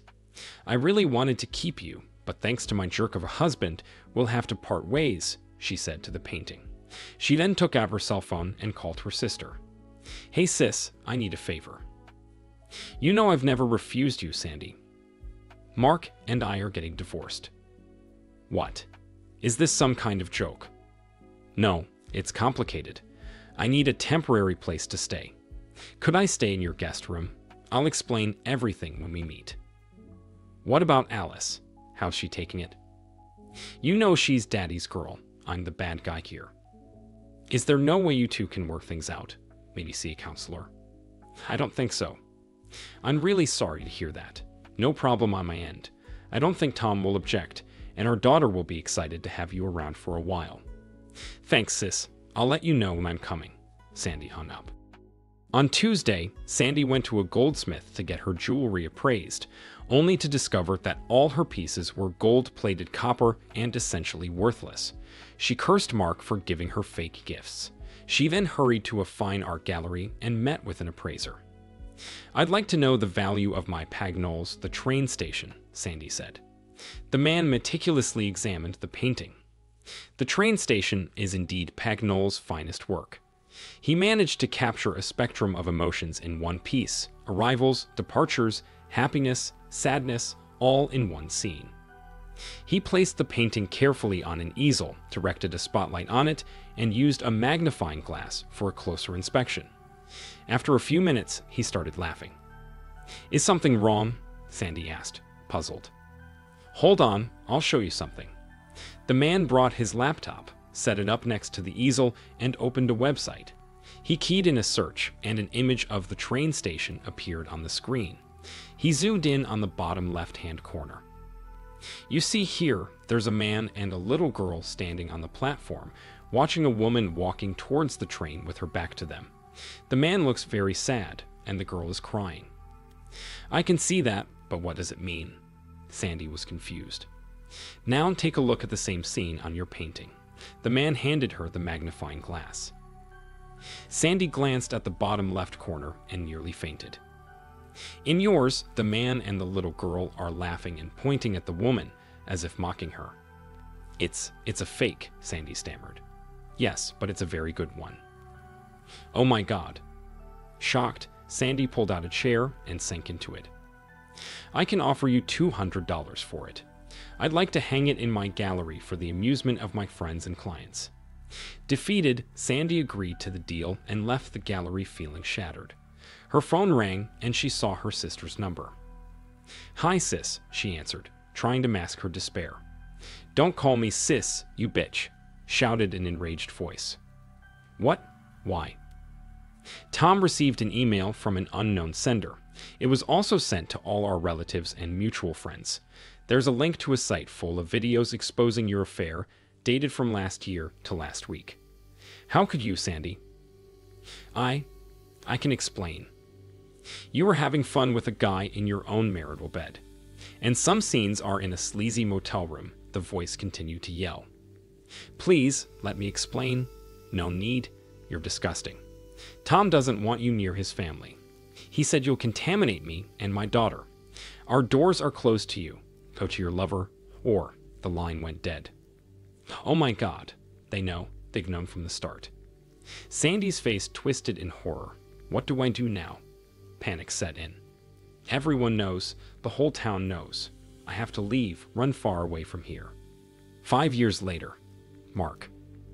Mark sat in the front row of the church, his thoughts occupied by the phone call he had received earlier that morning. He hadn't mentioned it to anyone. How could he on such a significant day? Just moments ago, he had walked Alice down the aisle. He watched as Alice and her sweetheart, whom she'd been dating since her freshman year of college, exchanged vows at the altar. His mind drifted back to the day he received a tearful call from Alice. He remembered being in his office when his princess had called him, her voice trembling. Dad, Dad, please come home, Alice had cried. What's going on, sweetie? Why are you crying? Mark asked, shocked. Please, Dad, come now. I'm waiting on the street in front of our house. In front of the house? What's wrong? I'll call your mom, Mark offered. No, don't call her, just come. Please, Dad, Alice pleaded. I'm on my way, sweetie, he assured her. As he drove home, Mark felt a rising wave of anxiety. Questions flooded his mind. Why wasn't Alice at school? Why was she outside the house rather than inside? Why didn't she want her mother, Sandy, involved? Was she injured? Mark snapped back to reality as he slammed on the brakes with a screeching halt, narrowly avoiding running a red light. Stay calm, he told himself.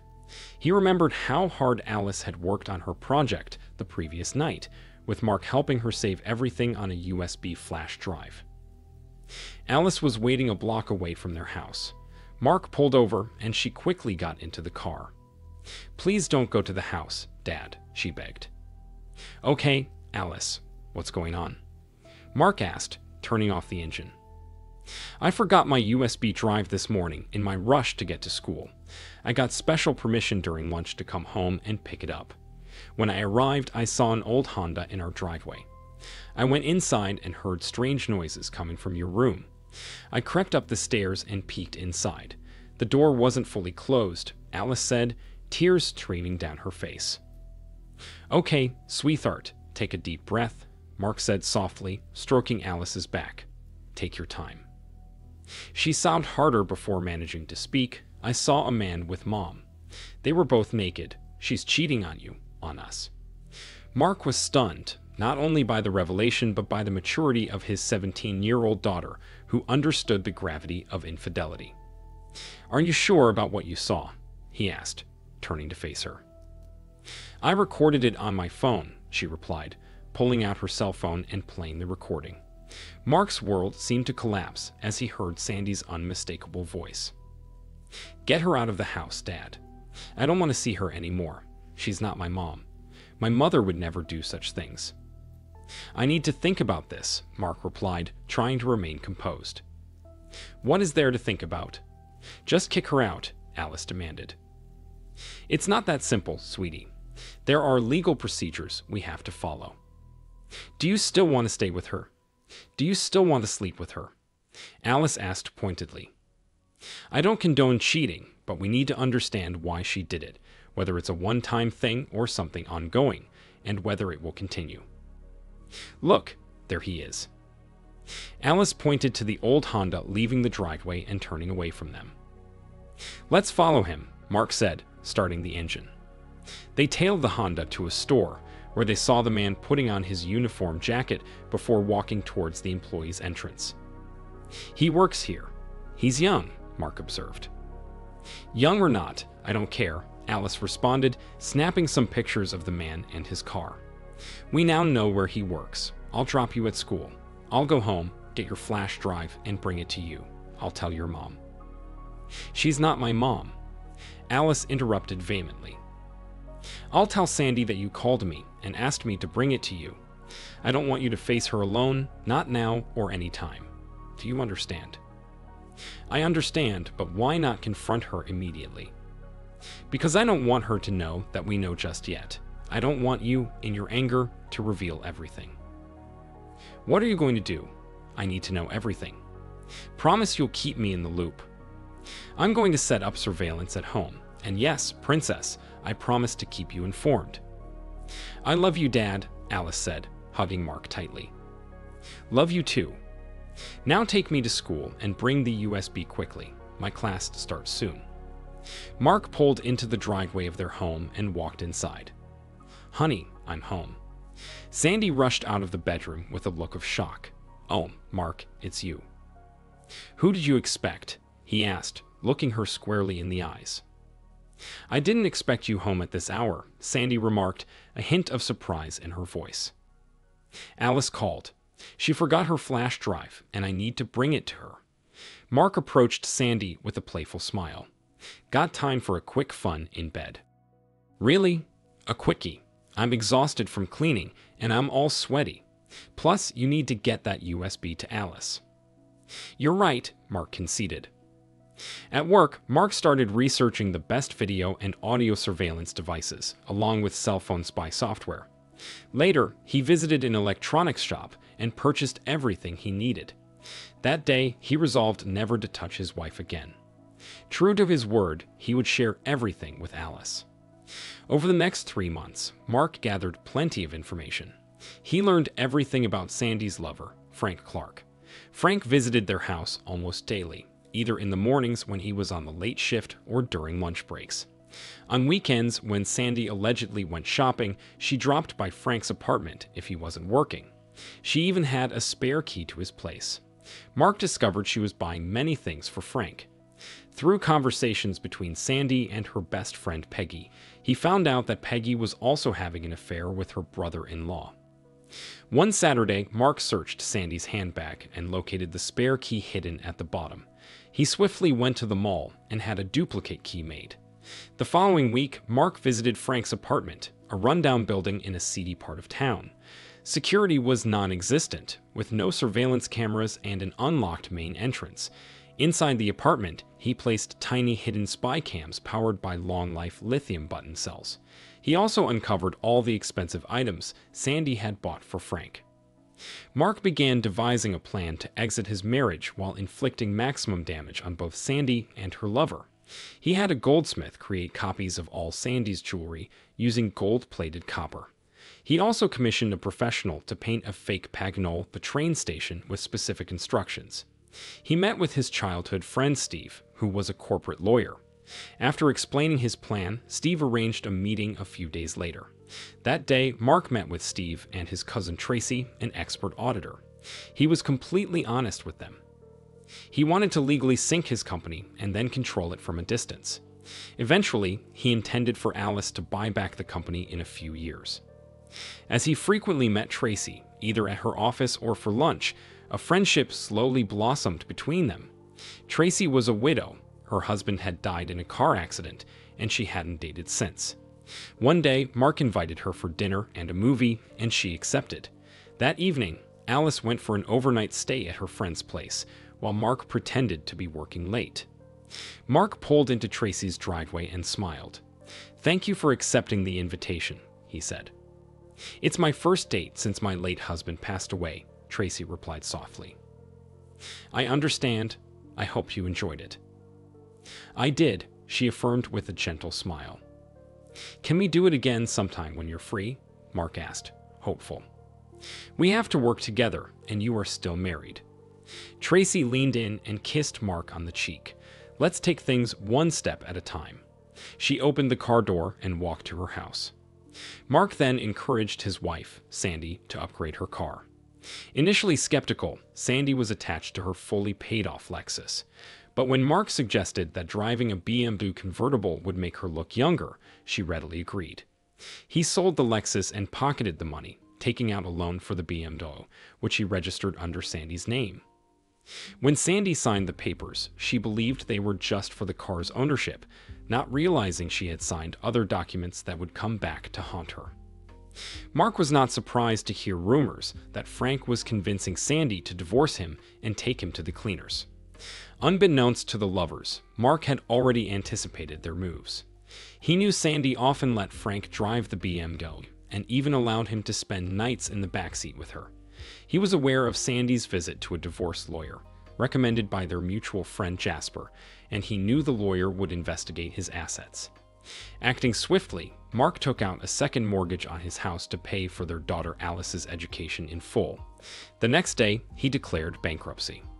He knew that by the time he was served with divorce papers, Peggy, their housekeeper, would change the locks while they were in New York. On the weekend before Alice's departure for college, they hosted a barbecue.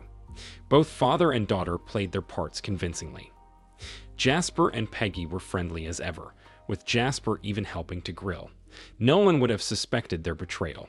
That Friday morning, while Sandy was in the bathroom, Mark took her cell phone and sent Frank a text message. "I'm going to your apartment at 8. I want you to do what you're good at before I walk them one last time. Get permission from work and hurry home to get your things. I'll say I need to buy a few items. Don't call or text me back. I'll leave my phone at home in case they call. See you soon, my future husband." Mark deleted the message after sending it and put the phone back in Sandy's purse. Frank didn't know that as soon as he entered his apartment, 3 men would jump on him and start beating him. With a knife to his throat, they would force him to send a letter of resignation to his manager. Then another letter to the owner of the building saying he was leaving at the end of the month. Then they'll drug him, clean out his apartment, take down the security cameras, and take everything they can carry away to make it look like he's gone for good. They'll wrap his body in a rug, put it in a van outside, and drive away. One man will drive his car. Frank will never be seen again. Neither Alice nor Tracy will know what Mark did to Frank. It will be his secret that he will take with him to his grave. On Friday afternoon, after being served, Mark checked into a motel. That evening, he chuckled while watching the news. Before dinner, one of the men from Frank's apartment arrived to meet him, handed over all the cameras, and took the final payment. No words were exchanged. The man didn't even reveal where Frank's body was buried. On Saturday morning, Mark left the motel, bought a new cell phone, and disposed of his old one. He called Alice to give her his new number, then headed to Tracy's house. There he spent all his time editing the video recordings, blurring Frank's face to prevent any potential link between Frank and his lover if Frank was reported missing. He stayed in the guest room and became friends with Tracy's son. Mark and Tracy then entered the final phase of their plan, which involved having an elderly couple from Seattle, who were actually Tracy's uncle and aunt, purchase the company. No employees would lose their jobs. By Monday, Alice called to inform him that Sandy was looking for him. They both laughed. Later, Mark posted the entire video online and, using a fake email address, sent the link to everyone they knew, including Sandy's brother-in-law. Mark continued to stay at Tracy's for the next 3 months, until his divorce hearing. During this period, although he and Tracy dated, they refrained from any intimate contact. Tracy insisted that Mark could only touch her once he was officially single, and Mark respected her wishes, wanting to honor his marriage vows until the end. Staying at Tracy's also provided an alibi. If there was any investigation, he could claim he was penniless and relying on his friend Tracy's generosity to stay afloat. On the day of the hearing, Sandy was absent from court. Given that the house and Sandy's car had already been repossessed and that Mark was broke and unemployed, the judge granted the divorce without ordering alimony or dividing assets. Sandy's lawyer did not contest the decision. In the hallway, Mark and Sandy's lawyer crossed paths. "You're a very clever man, Mr. Moore," the lawyer remarked. "Am I?" Mark responded with a frown before walking away. Back to the present. Dad, Earth to Dad. "Yes, sweetie, what were you saying?" "It's the father-daughter dance. Everyone's watching us, and you're not moving at all." "Sorry, princess. My mind was elsewhere." Mark took his daughter's hand, spun her around, and they both started to dance to the rhythm of the music. "Now I need to dance with your mom," Mark said to Alice as the song ended. "And I promised my little brother he'd be the third on my dance card." Alice smiled back. Mark walked over to Tracy and invited her to the dance floor. Later, Mark found himself at the bar, ordering a whiskey. He sat down, his thoughts drifting back to that phone call he had received at home in his bedroom. "Good morning, Mr. Moore. I am Dr. Dwight Allen from Dallas, Texas. It concerns your wife." "My wife?" "What's wrong with her?" Mark asked, confused. "She's in the next room right now." "I mean Sandy Moore." Mark hadn't heard that name in 5 years. He collapsed onto the bed. "I'm listening, doctor." "I'm a psychologist treating Sandy Moore in her final days." "Her final days?" "Yes, Mr. Moore. Do you have a moment to allow me to explain the situation briefly?" "Yes, go on," said a bewildered Mark. "Your ex-wife has shared her life story with me, from her childhood to the present. She said you were the only man she ever knew until she met a certain Frank, which she now realizes was a huge mistake. She mentioned the planned divorce and the aftermath. She believes you knew about the affair and set her up. She accepts her fate and the loss of her husband and daughter as consequences of her actions. When she left town, she had only $200 in her pocket. She wanted to go as far away as possible due to her guilt and the video recordings of her indiscretions. She took the first bus out and ended up in Texas. She got a job as a waitress in a seedy, second-rate bar along Interstate 20, frequented mainly by truck drivers. Her landlord rented her a room on the second floor for a small fee, but he used it whenever he wanted. After a year, the owner began pimping her out to truckers. Some used protection, some didn't. When she was brought to the hospital, she was found to have acute STDs and was already infected with AIDS. She has lost a lot of weight and knows she is dying. Her last wish is to see you before she dies. Doctor, I'm really sorry to hear that. My daughter is getting married today. I'll call you next week. Please don't wait too long, Mr. Moore. I'll give you my direct number. Hey, honey, don't drink too much.